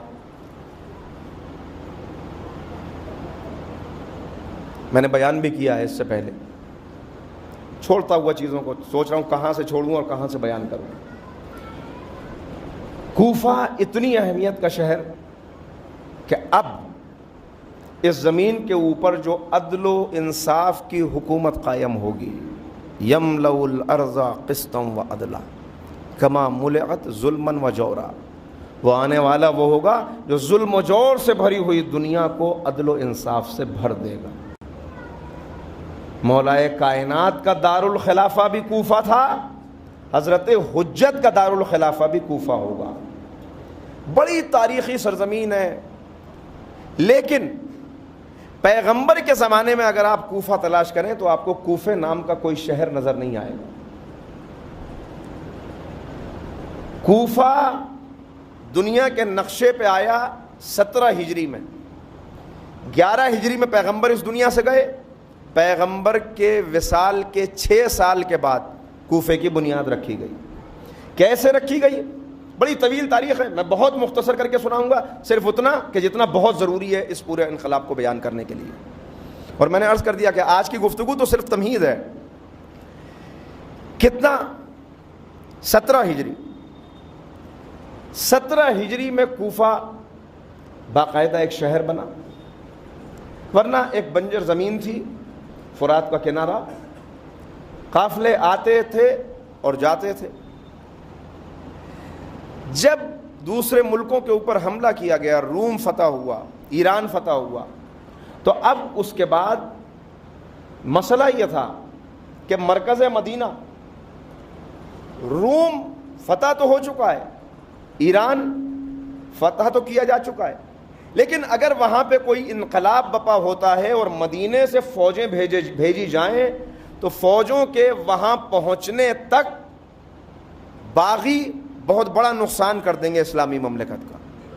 لہٰذا ضروری ہے کہ کوئی ایسی درمیانی جگہ ہو، ایسی سینٹرل پلیس ہو کہ جہاں سے آسانی سے فوجیں روانہ ہو کر ان ملکوں تک پہنچ جائیں۔ اس کے لیے ایک فوجی چھاونی بنائی گئی ایک جگہ پر کہ جہاں فوجی رہتے تھے، خیموں کے اندر رہنے والے فوجی تھے۔ جب بھی ضرورت پڑتی تھی کہیں پہ فوج کی ملٹری ایکشن ہونا ہے کوئی، تو یہ فوجی ان خیموں کو طے کرتے تھے، ناکوں کے اوپر لاتے تھے اور میدان جنگ کی طرف روانہ ہو جاتے تھے۔ پھر آہستہ آہستہ سارے انقلابات ختم ہو گئے، حالات سازگار ہو گئے، لہذا کوفے کے اندر لوگ باقاعدہ ٹینٹوں میں رہنے لگے۔ پھر ایک مرتبہ آگ لگ گئی جس کی وجہ سے سارے ٹینٹ جل گئے اور یہاں کچے مکان بنائے جانے لگے۔ کچے مکان بنے اور باقاعدہ طور پر ایک آبادی ہو گئی۔ جو کبھی فوجی کیمپ تھا، ملٹری کیمپ تھا، اب وہ باقاعدہ اس نے ایک شہر کی شکل اختیار کرنا شروع کر دی۔ جب یہ شہر کی شکل لینے لگا تو خلیفہ ثانی نے ایک صحابی رسول سعد ابن ابی وقاص، جن کا بیٹا عمر سعد ہے، ان کو روانہ کیا اور ان سے کہا کہ کوفے کو باقاعدہ طور پر شہر کی صورت میں بنائیے۔ وہ یہاں پہ آئے اور انہوں نے پورا، یہ پہلا شہر تھا کہ جو باقاعدہ پہلے جس کا نقشہ تیار کیا گیا، اسلحہ خانہ کہاں پہ ہوگا، مسجد کہاں پہ ہوگی، فوجی کہاں پہ رہیں گے، عام شہری کہاں پہ رہیں گے۔ چنانچہ ایسی مسجد کا نقشہ تیار کیا گیا کہ جس میں 40,000 نمازی بیک وقت نماز پڑھ سکیں، اور پھر باقاعدہ طور پہ شہر تیار ہو گیا۔ 1,00,000 کی آبادی ہو گئی اس شہر کی، اور اس شہر کو نام دیا گیا کوفہ۔ کوفہ شہر بس گیا۔ اب کوفے کے اندر رہنے والے 40,000 فوجی تھے، باقی ان کے اہل و عیال تھے، گھر والے ان کے۔ لیکن جب شہر بس گیا تو دوسری جگہ سے بھی لوگ یہاں پہ آ کے آباد ہونے لگے۔ چنانچہ سب سے پہلے آنے والوں میں ایرانی آئے اور ایک فروس کے نام کا محلہ بن گیا، اس میں ایرانی آ کے آباد ہو گئے۔ جب کوئی نیا شہر بستا ہے تو اس پہ سب سے پہلے نظر پڑتی ہے بزنس مین کی، اور اس دور میں ذہین تاجر وہ تھے یہودی، لہذا یہودیوں کی نظر پڑی کہ ایک نئی بستی بسی ہے، ایک نیا شہر آباد ہوا ہے، ہمیں بھی یہاں پہ جا کے اپنا بزنس چلانا چاہیے۔ وہ آئے اور انہوں نے یہاں پہ آ کے اپنا بزنس شروع کیا۔ ان کا بزنس تھا منی ایکسچینج کا، جو اس دور میں کیا ہر دور میں ایک بہت ہی پروفیٹیبل بزنس ہے۔ وہ وہاں پہ آئے، لیکن ہونا کیا چاہیے تھا؟ ایک شہر اگر پہلے سے بسا ہوا ہے اور بعد میں آنے والا آئے گا تو وہ کہاں رہے گا؟ ظاہر ہے کہ اسے شہر کے حاشیے پہ باہر جگہ ملے گی۔ لیکن آہستہ آہستہ ان لوگوں نے زیادہ قیمتیں دے کر شہر کے بالکل بیچ میں اپنے لیے جگہ حاصل کرنی شروع کر دی، اور ایک وقت وہ آیا کہ پورے شہر کے بزنس کو انہوں نے اپنے ہاتھ میں لے لیا۔ کوفہ بڑا اہم شہر ہے، مسئلہ یہ ہے کہ یہاں کی آبادی سرکش ہے، سرکش آبادی، یہ کسی کی نہیں سنتے۔ چنانچہ خلیفہ ثانی کو یہ فکر ہوئی کہ ہم نے اتنی بڑی بستی تو، اتنا بڑا شہر تو بسا دیا، لیکن اب اس طاقت کو اپنے قابو میں کیسے رکھیں؟ وہ بار بار یہ کہا کرتے تھے کہ کوفے والے بڑے سرکش ہیں، یہاں کی فضا میں ہر وقت انقلاب بپا ہوتا ہے، کسی حاکم کو برداشت نہیں کرتے، صبح کا حاکم کوئی اور ہو، شام کا حاکم کوئی اور ہو، کسی حاکم سے کسی گورنر سے ان کی بنتی نہیں ہے، بڑی فکر تھی۔ پھر اس کے بعد تیسرے خلیفہ کا دور آیا، انہیں بھی کوفے کی بڑی فکر ہے کہ کوفے والوں کو کیسے قابو میں کیا جائے۔ یہ کیسے ہو سکتا ہے کہ جب انہیں کوفے کی اتنی فکر ہے تو مولا کائنات کی نظر کوفے پہ نہ پڑے؟ چنانچہ جب مولا کا دور آیا تو مولا نے اپنے دارالخلافہ کو منتقل کر دیا مدینے سے کوفہ، جس میں بہت سے اس کے اسباب تھے، سب بیان کرنا مقصود نہیں ہے، لیکن ون آف دا ریزنس یہی تھا کہ یہاں پر بڑی آبادی ہے۔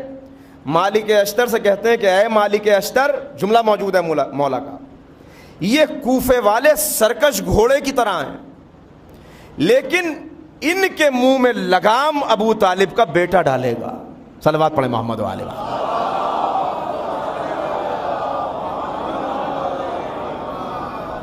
اور اس کے بعد مولا نے کوفے کا رخ کیا۔ میں نے کہا کہ ایک سبب یہ ہے یہاں پہ آئے۔ اب آسانی سے آ گئے کیا؟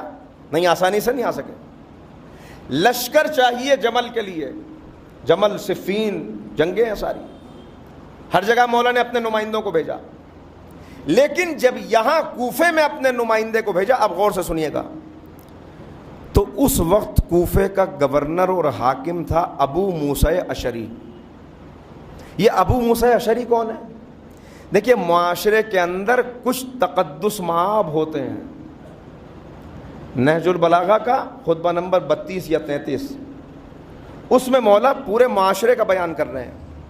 چونکہ میں نے وعدہ کیا آپ سے کہ ہم بیچ بیچ میں انشاءاللہ نہج البلاغہ کی طرف بھی پلٹ کے جائیں گے، اور جناب جب کوفے کی گفتگو ہوگی تب بھی دیکھیں گے کہ نہج البلاغہ میں مولا کیا فرما رہے ہیں، جب ناصروں کا تذکرہ ہوگا تب بھی پلٹ کے نہج البلاغہ کی طرف جائیں گے، تاکہ نہج البلاغہ کا بھی تعارف کچھ ہوتا رہے۔ وہاں مولا طبقات کا بیان کر رہے ہیں، 5 طبقے معاشرے کے مولا نے بیان کیے، 4 طبقوں کا بیان آنے والی تقریر سے مربوط ہے، اس میں عرض کروں گا۔ ایک طبقے کے بارے میں کہتے ہیں کہ اس معاشرے کے اندر کچھ مقدس نما لوگ ہیں، مقدس نما، تقدس مآب، کہ جو اپنے لباس تقدس کو فسق و فجور کے لیے استعمال کرتے ہیں، فسق و فجور کے لیے لباس تقوی کو، لباس تقدس کو استعمال کرتے ہیں۔ کیا خوبصورت نقشہ مولا نے کھینچا ہے۔ ہر دور کے اندر آپ کو یہ 5 طبقے نظر آ جائیں گے جن کا مولا نے حوالہ دیا ہے، یعنی اپنے مقدس لباس کو استعمال کرتے ہیں دنیا حاصل کرنے کے لیے۔ ان کا بس چلے تو کسی بھی موقع کے اوپر قوم کو بیچ کر اپنے لیے کرسی اقتدار حاصل کر لیں۔ یہ ایسے لوگ ہیں لباس میں، لیکن کبھی آپ کو درباروں میں نظر آئیں گے، کبھی آپ کو اقتدار کی بھوکی ہستیوں کے مفاد کی باتیں کرتے ہوئے نظر آئیں گے۔ نہ ان کا اپنا کوئی ایمان ہے، نہ ان کے لیے قوم کا کوئی درد ہے۔ پیغمبر نے فرمایا، اب پیغمبر کی حدیث ہے جس کا خلاصہ یہ ہے کہ پیغمبر فرماتے ہیں کہ بھیڑوں کے ایک گلے کو بھیڑیوں سے اتنا خطرہ نہیں ہے جتنا میری امت کو ان دنیا پرست علماء سے اور ان مقدس نما لوگوں سے ہے۔ کیوں؟ اس لیے کہ مولا اس کا سبب بیان فرما رہے رسول اللہ، کہتے ہیں اس لیے کہ بھیڑیے سے بھیڑوں کی بھیڑ خطرناک بھیڑیوں سے بھیڑ بکریوں کی جان کو خطرہ ہے، مگر ایسے دنیا پرست علماء سے میری امت کے ایمان کو خطرہ ہے۔ جان کا خطرہ اتنا بڑا نہیں جتنا ایمان کا خطرہ۔ ایسی ہی ایک شخصیت ہے ابو موسیٰ اشعری کہ جس نے کوفے کے اوپر اپنا کنٹرول کیا ہوا ہے، چاہتا نہیں ہے کہ کوفے سے کوئی بھی شخص نصرت امام کے لیے جائے، لہذا جو بھی آتا ہے اس کو واپس کر دیتا ہے کہ جنگ ہو رہی ہوگی لیکن میں یہاں سے کسی کو جانے نہیں دوں گا۔ مولا نے اپنے 2 نمائندوں کو بھیجا مگر اس نے بات نہ کرنے دی۔ آخر میں عبداللہ ابن عباس نے کہا کہ مولا کوفے کا خیال چھوڑ دیجئے، کوفے سے کوئی آپ کی مدد کے لیے نہیں آئے گا۔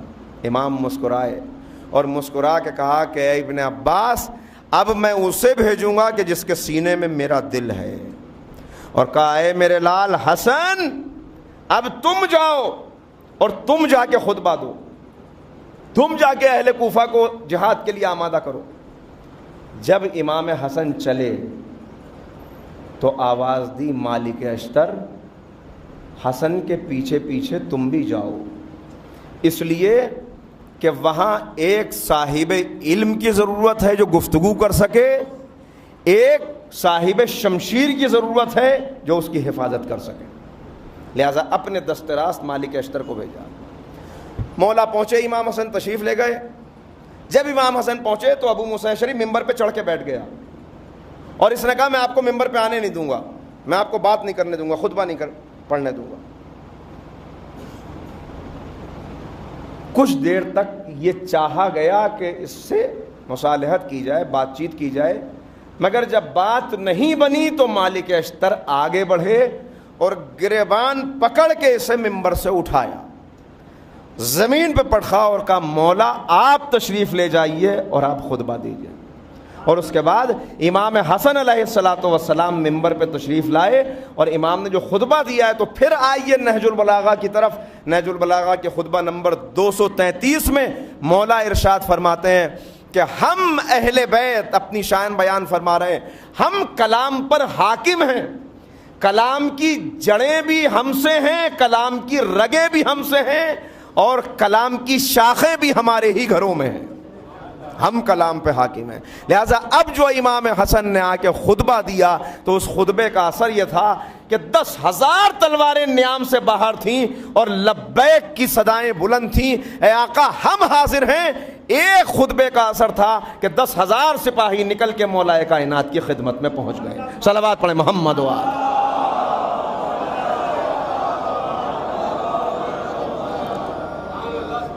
لیکن اس کے بعد یہ خطبہ، اب آپ دیکھیں مولا تعریف بھی کرتے ہوئے نظر آتے ہیں۔ کوفہ بڑی آسانی سے ہم کہہ دیتے ہیں، جہاں کسی کو بے وفا دیکھا کہہ دیا کہ کوفی ہے، جہاں کسی شہر کا مزاج برہم دیکھا کہہ دیا کہ یہ کوفے سے مل رہا ہے۔ لیکن کیا آپ کو معلوم ہے کہ اہل کوفہ کی قربانیاں کتنی ہیں؟ کتنی قربانیاں ہیں جو اہل کوفہ نے دی ہیں؟ یہ بات کل کی تقریر میں آئے گی جب میں عرض کروں گا کیسے کیسے ہم سے بھی بہت بڑی غفلت ہوئی ہے، کیسے کیسے شہداء کوفہ ہیں کہ جو کوفے کی خاک اوڑھ کے سو گئے، ان کے نام بھی تاریخ میں محفوظ نہیں ہیں۔ اگر کہیں نام موجود ہے تو ان ناموں سے ہم واقف بھی نہیں ہیں۔ کون شخصیتیں؟ بہت شخصیتیں تاریخ میں ایسے میں عرض کروں گا آپ کی خدمت میں۔ لیکن کوفہ اب ادھر شام کی حکومت ہے، ادھر مولا کائنات، درمیان میں کوفہ۔ وہاں سے حکم آنا شروع ہوا کس کی طرف؟ یہودیوں کی طرف۔ اس لیے کہ یہودیوں کا ایک مزاج تھا، یہ لوگوں کو اس بات اپنا بزنس چلانے کے لیے لوگوں کو اپنی طرف متوجہ کرتے تھے اور لوگوں سے کہتے تھے کہ اگر کبھی کسی چیز کی ضرورت پڑے تو قرضہ ہم سے لے لینا، ہم تمہیں قرضہ دے دیں گے۔ لہذا آہستہ آہستہ لوگوں نے ان سے قرضہ لینا شروع کیا۔ شام کی حکومت کی طرف سے اور ہدایتیں آئیں کہ لوگوں کو اور قرضہ دو، اور قرضہ دو، انہیں قرض کے اندر ڈبو دو۔ عزیزو ذرا غور کیجئے گا، تاریخ دہراتی ہے اپنے آپ کو۔ یہودیوں کا یہ خاص مزاج ہے، اور جب انسان، میں کیسے یہ بات آپ کی خدمت میں عرض کروں، مقروض ہو جاتا ہے تو نگاہ اٹھا کے بازار میں چل بھی نہیں پاتا اگر غیرت مند ہے تو۔ لہٰذا بار بار اسلام اس بات کی طرف متوجہ کرتا ہے، کہا روایت میں آیا کہ بازار بھی نہ جاؤ اگر تمہاری کوئی ضرورت نہیں ہے، اس لیے کہ بازار جاؤ گے تو وہاں کی چیزیں دیکھ کر خود بخود دل چاہے گا یہ بھی خرید لیں، یہ بھی خرید لیں۔ لہٰذا روکا گیا کہ بغیر ضرورت کے بازار نہ جانا۔ اگر ایک لباس نیا لے لو تو پرانے لباس کو خیرات کر دینا، اسے کسی مستحق تک پہنچا دینا۔ یہ پورے، کل بھی یہودیوں کا مزاج تھا، آج بھی یہ مزاج ہے۔ 21 سینچری میں بھی کچھ الگ نہیں ہے۔ آج بھی آپ سے کہا جاتا ہے کہ آپ، ہمیں ضرورت نہیں ہے اس چیز کی، لیکن چونکہ ہم اس دجالی نظام کی گرفت میں آ چکے ہیں کہ جو چاہتا ہے کہ ہمارے وسائل پر بھی قبضہ کر لے، ہمارے ذہنوں پہ بھی قبضہ کر لے، ہماری فکر اور ہمارے شعور پہ بھی قبضہ کر لے۔ لہٰذا مجھے ایک چیز کی ضرورت ہے یا نہیں ہے، لیکن میرے پڑوسی کے پاس ہے، لہٰذا میرے پاس بھی ہونی چاہیے۔ میں اسے افورڈ نہیں کر سکتا تو کیا کروں؟ تو انہوں نے ہماری جیب میں کریڈٹ کارڈ رکھ دیے، قرضے پہ لے لو، قسطوں پہ لے لو، بعد میں ادا کرتے رہنا۔ عزیزو ایک بار جب اس جال میں آدمی پھنس جاتا ہے تو اس سے نکلنا تقریباً ناممکن ہو جاتا ہے۔ میں کتنی ایسی مثالیں جانتا ہوں باہری ممالک کی کہ جو پھنسے ہوئے ہیں اس کے اندر اور آج تک گرفتار۔ بہرحال جب لوگوں کے اندر یہ اب کہا گیا کہ ان کو خریدنا شروع کرو، اور آہستہ آہستہ، دیکھیے ایک جملہ کہتا ہوں، جب کسی کے گھر میں حرام داخل ہو جاتا ہے تو روح جہاد سرد پڑ جاتی ہے۔ ایسا آدمی کبھی اپنی جان نہیں دے سکتا دین کے لیے کہ جس کے شکم میں حرام پہنچ گیا ہو، جس کے گھر میں حرام آ گیا ہو، چیز آئے کہ وہ سچے دل سے توبہ کر لے یا اس کو ایسی توفیق میسر آ جائے۔ ایسی بہت مثالیں تاریخ میں، مگر اس کا موقع نہیں ہے۔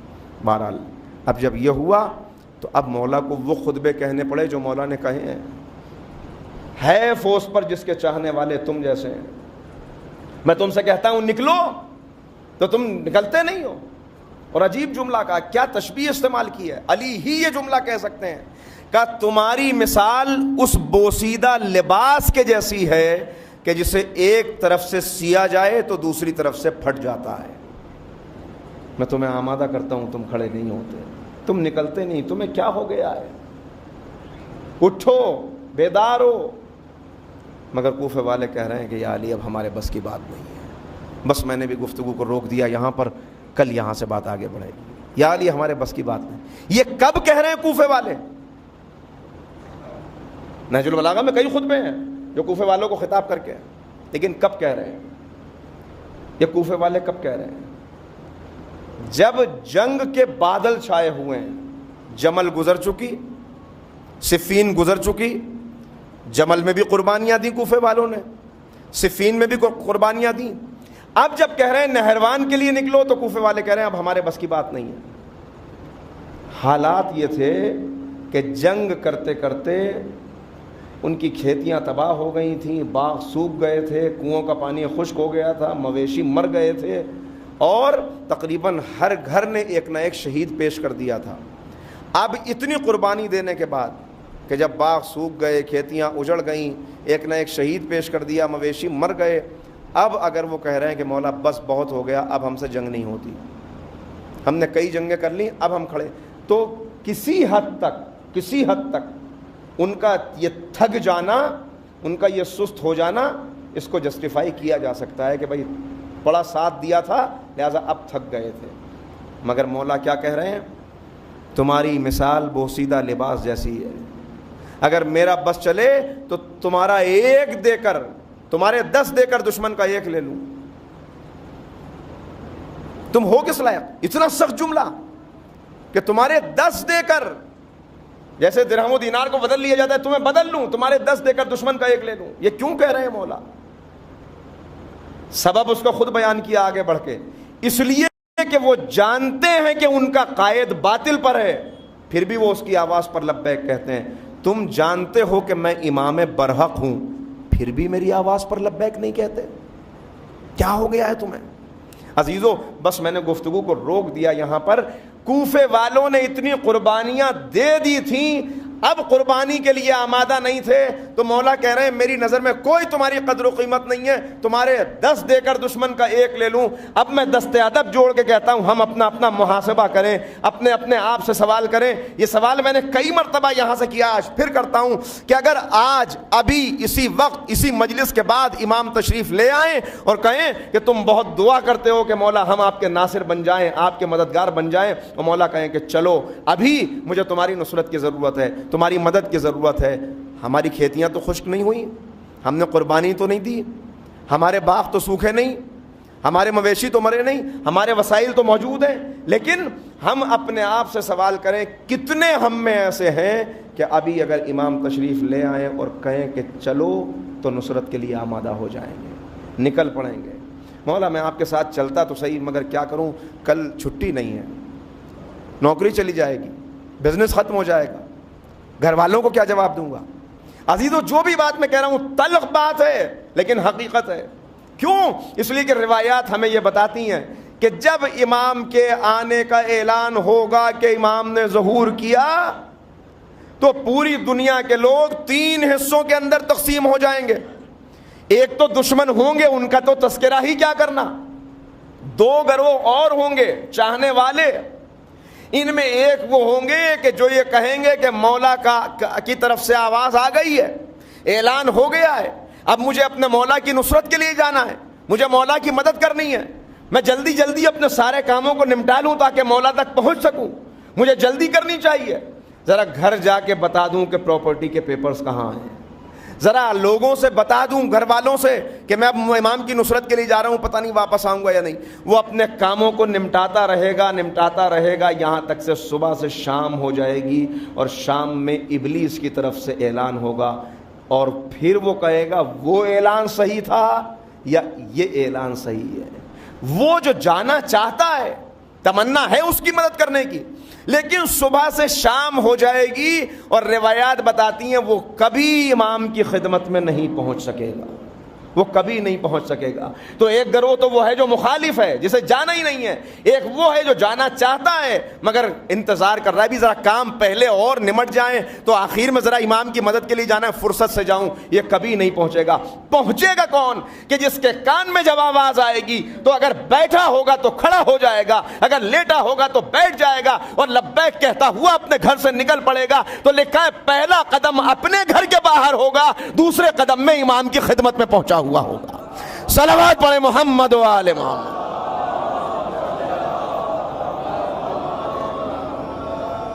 اللہ رب العزت ہم سب کو ناصران امام زمانہ میں شمار فرما لے. اس دعا کی قبولیت کے لیے ایک اور صلوات پڑھیے محمد.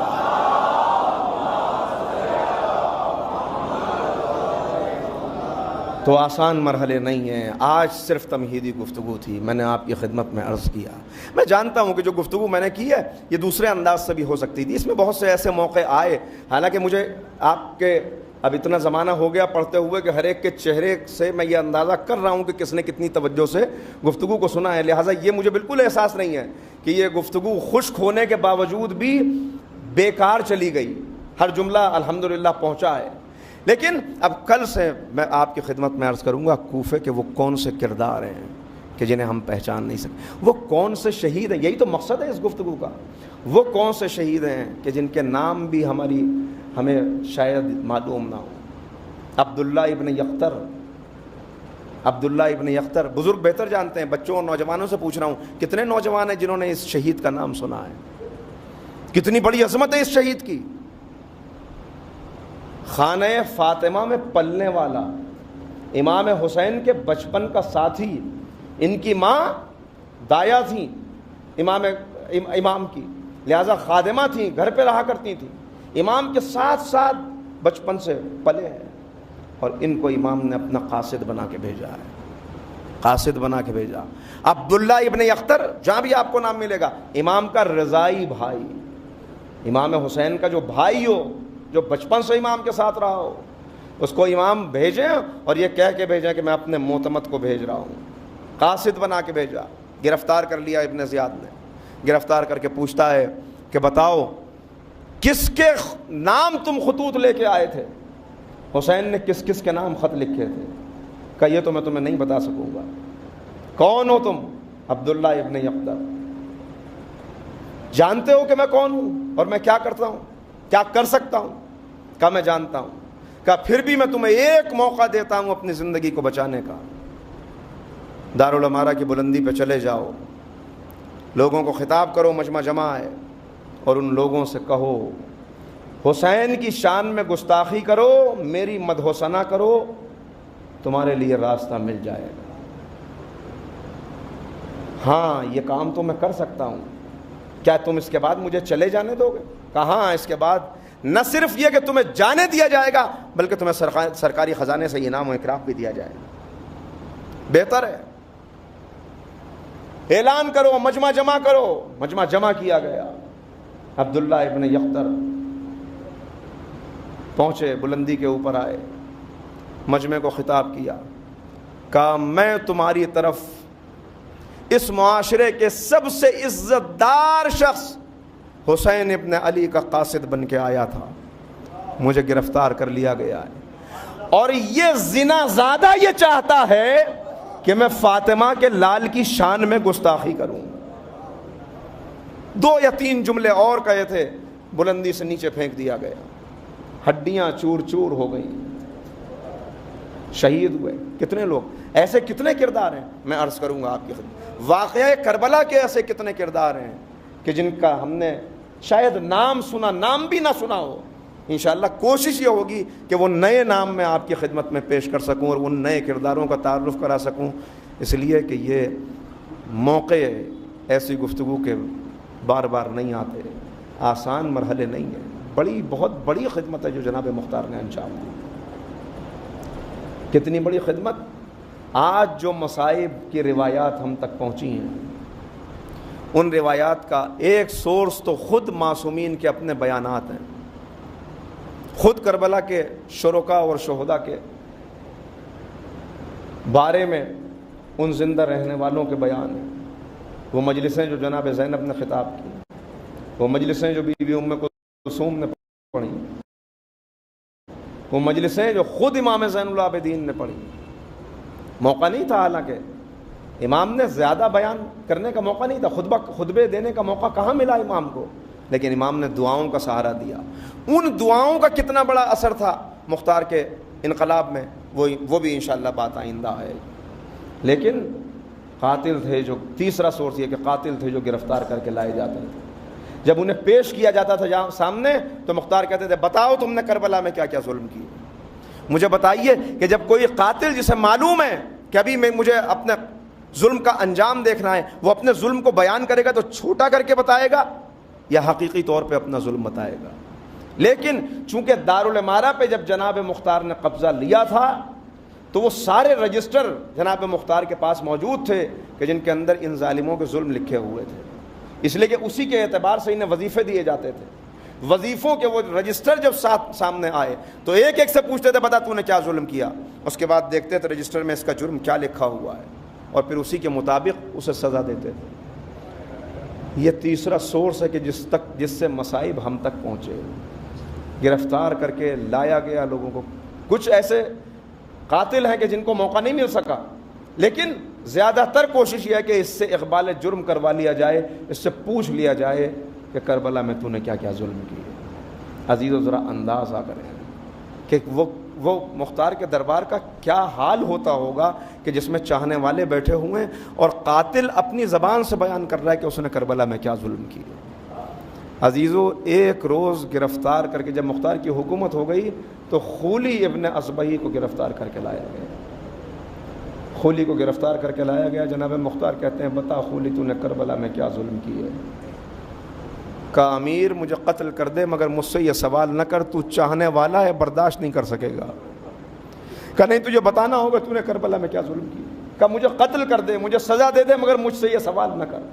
ایک مرتبہ کہا کہ نیزے کی انیاں اس کے چبھو تاکہ یہ بتائے کہ اس نے کربلا میں کیا ظلم کیا۔ اب جو نیزے کی انیاں چبھ ہو گئیں اور اس کے بعد خولی نے بولنا شروع کیا ہے. میرے پاس طاقت نہیں کہ میں بیان کر سکوں, میں ایک منظر بیان کروں گا صرف. کہتا ہے خولی کہ میرے ظلم کی داستان یوں تو بہت طویل ہے, تو برداشت نہ کر سکے گا, مگر جب اتنا مجبور کرتا ہے سن میں نے کیا کیا جرم کیے. میرا ایک جرم تو یہ ہے کہ جب شمر نے حسین کے سر و تن میں جدائی کی تو اس سر کو نو کے نیزہ پہ میں نے بلند کیا. میرا پڑھ دینا آسان ہے اور آپ کا سننا آسان ہے, مگر ذرا سوچئے گا کہ نو کے نیزہ پہ سر کو کیسے بلند کیا گیا ہوگا. جن رگوں سے محمد کا لعاب دہن اترا ہو, جن رگوں سے فاطمہ کا دودھ اترا ہو, ان رگوں کے اندر نیزے کی یعنی داخل کر کے نیزے پہ سر کو بلند کیا گیا. تڑپ گئے مختار سن کے, اور اس کے بعد کہتا ہے اے مختار یہ سارے راستے یہ نیزہ میرے ہاتھ میں تھا جس میں سر حسین تھا, اور سر حسین سے عجیب عجیب معجزات تھے جو رونما ہو رہے تھے. عزیزو بیان کیا ہے مگر میں سب نہیں بیان کروں گا, مجھے تو ایک منظر بیان کرنا ہے کہ معجزات تھے سارے راستے. جانتے ہیں کیسے کیسے معجزے تھے؟ لکھا ہے, راویوں نے لکھا ہے کہ 102 معجزات تھے جو لوگوں نے راستے میں مشاہدہ کیے اس سر سے. ایک معجزہ تو یہ تھا کہ جب کہیں بھیڑ ہوتی تھی, جب کہیں نامحرموں کا مجمع ہوتا تھا تو سر حسین تلاوت قرآن شروع کر دیتا تھا, سورہ کہف کی تلاوت شروع کر دیتے تھے تاکہ کوئی میری ماں بہنوں کی طرف نہ دیکھے, لوگ میری طرف متوجہ ہو جائیں. ایک معجزہ یہ تھا کہ پورے راستے سر حسین ادھر گھوم جاتا تھا جدھر نیزے پہ اکبر کا سر تھا. حسین کی نگاہ اکبر کے چہرے پر رہتی تھی. روایت کے فقرے ہیں کہ ظالموں نے ایک دن کہا, کہتے ہیں کہ جب ہم سروں کو رکھ دیتے تھے رات میں اور صبح اٹھ کے دیکھتے تھے تو حسین کے سر والا نیزہ اکبر کے قریب آ چکا ہوتا تھا. کہ ہم نے ایک دن طے کیا کہ اب اکبر کے سر کو حسین کے قریب نہ آنے دیں گے. کہ جب رات ہوئی تو سر حسین کو نیزے سے اتار کے صندوق میں بند کیا, اکبر کے سر کو دوسرے صندوق میں بند کیا, دونوں صندوقوں کو الگ الگ رکھ دیا. کہ جب صبح ہوئی حسین کے سر والا صندوق کھولا تو وہ صندوق خالی تھا. کہ سب پریشان ہو گئے سر کہاں گیا. اب جو اکبر کا صندوق کھولا گیا تو سر حسین رخسارے سے رخسارہ ملا. ہائے میرا رب. ہاں عزادارو سنیے, خولی اپنے مظالم بیان کر رہا ہے کہ جب حسین شہید ہو گئے اور فوجوں نے خیام پہ حملہ کر دیا, خیموں پہ حملہ کر دیا, لوٹ کے لیے سب آگے بڑھے, کہ اس وقت پہنچنے والوں میں ذرا پیچھے رہ گیا. کہ جب میں خیمے میں پہنچا سارے خیمے جل چکے تھے, بیویوں نے ایک خیمے میں پناہ لی ہوئی تھی. کہ اس وقت میں نے دیکھا ساری بیویوں کے سروں سے چادریں لٹ چکی ہیں, مگر ایک بیوی ایسی ہے کہ جس کے سر پہ اب بھی چادر موجود ہے. ساری بیویوں نے اسے اپنے حلقے میں لیا ہے. کہ میں نے سوال کیا کہ سب کی چادریں لے لی, اس بی بی کی چادر کیوں نہیں لوٹی؟ تو ایک مرتبہ کسی ظالم نے جواب دیا, ہماری اتنی جرت نہیں کہ اس بی بی کی چادر لے لیں, اس لیے کہ یہ علی کی بڑی بیٹی زینب ہے, یہ علی کی بڑی بیٹی زینب ہے. مختار تڑپ گئے کہ ظالم پھر تو نے کیا کیا؟ کہ میں نے ان سے کہا تم ہٹ جاؤ, یہ ظلم میں کروں گا, اس بی بی کے سر سے میں چادر لوں گا. کہ اس کے بعد میں آگے بڑھا, میں نے چادر کا گوشہ پکڑا. کہ جب بی بی نے محسوس کیا کہ میری چادر لٹ جائے گی تو اپنی چادر کو مضبوطی سے چہرے کے اوپر پکڑ لیا اور کہا اے ظالم, ارے جانتا ہے کہ میں کون ہوں؟ میں نے کہا بی بی میں جانتا ہوں, مگر یہ ظلم کیے بغیر نہ رہوں گا. کہ میں چادر لینا چاہتا تھا مگر بی بی کی گرفت مضبوط تھی. کہ جب میں نے دیکھ لیا چادر نہ لے سکوں گا, مختار کہتے ہیں ظالم پھر تو نے کیا کیا؟ کہ میرے ہاتھ میں ایک طویل نیزہ تھا, وہ نیزہ زینب کے سر پہ مارا, خون کا فوارہ جاری ہوا, علی کی بیٹی زمین پر گری. عباس عباس اے بھیا میرے سر سے چادر اتر گئی, اے ماں جائے تیری بہن بے ردا, تیری بہن بے.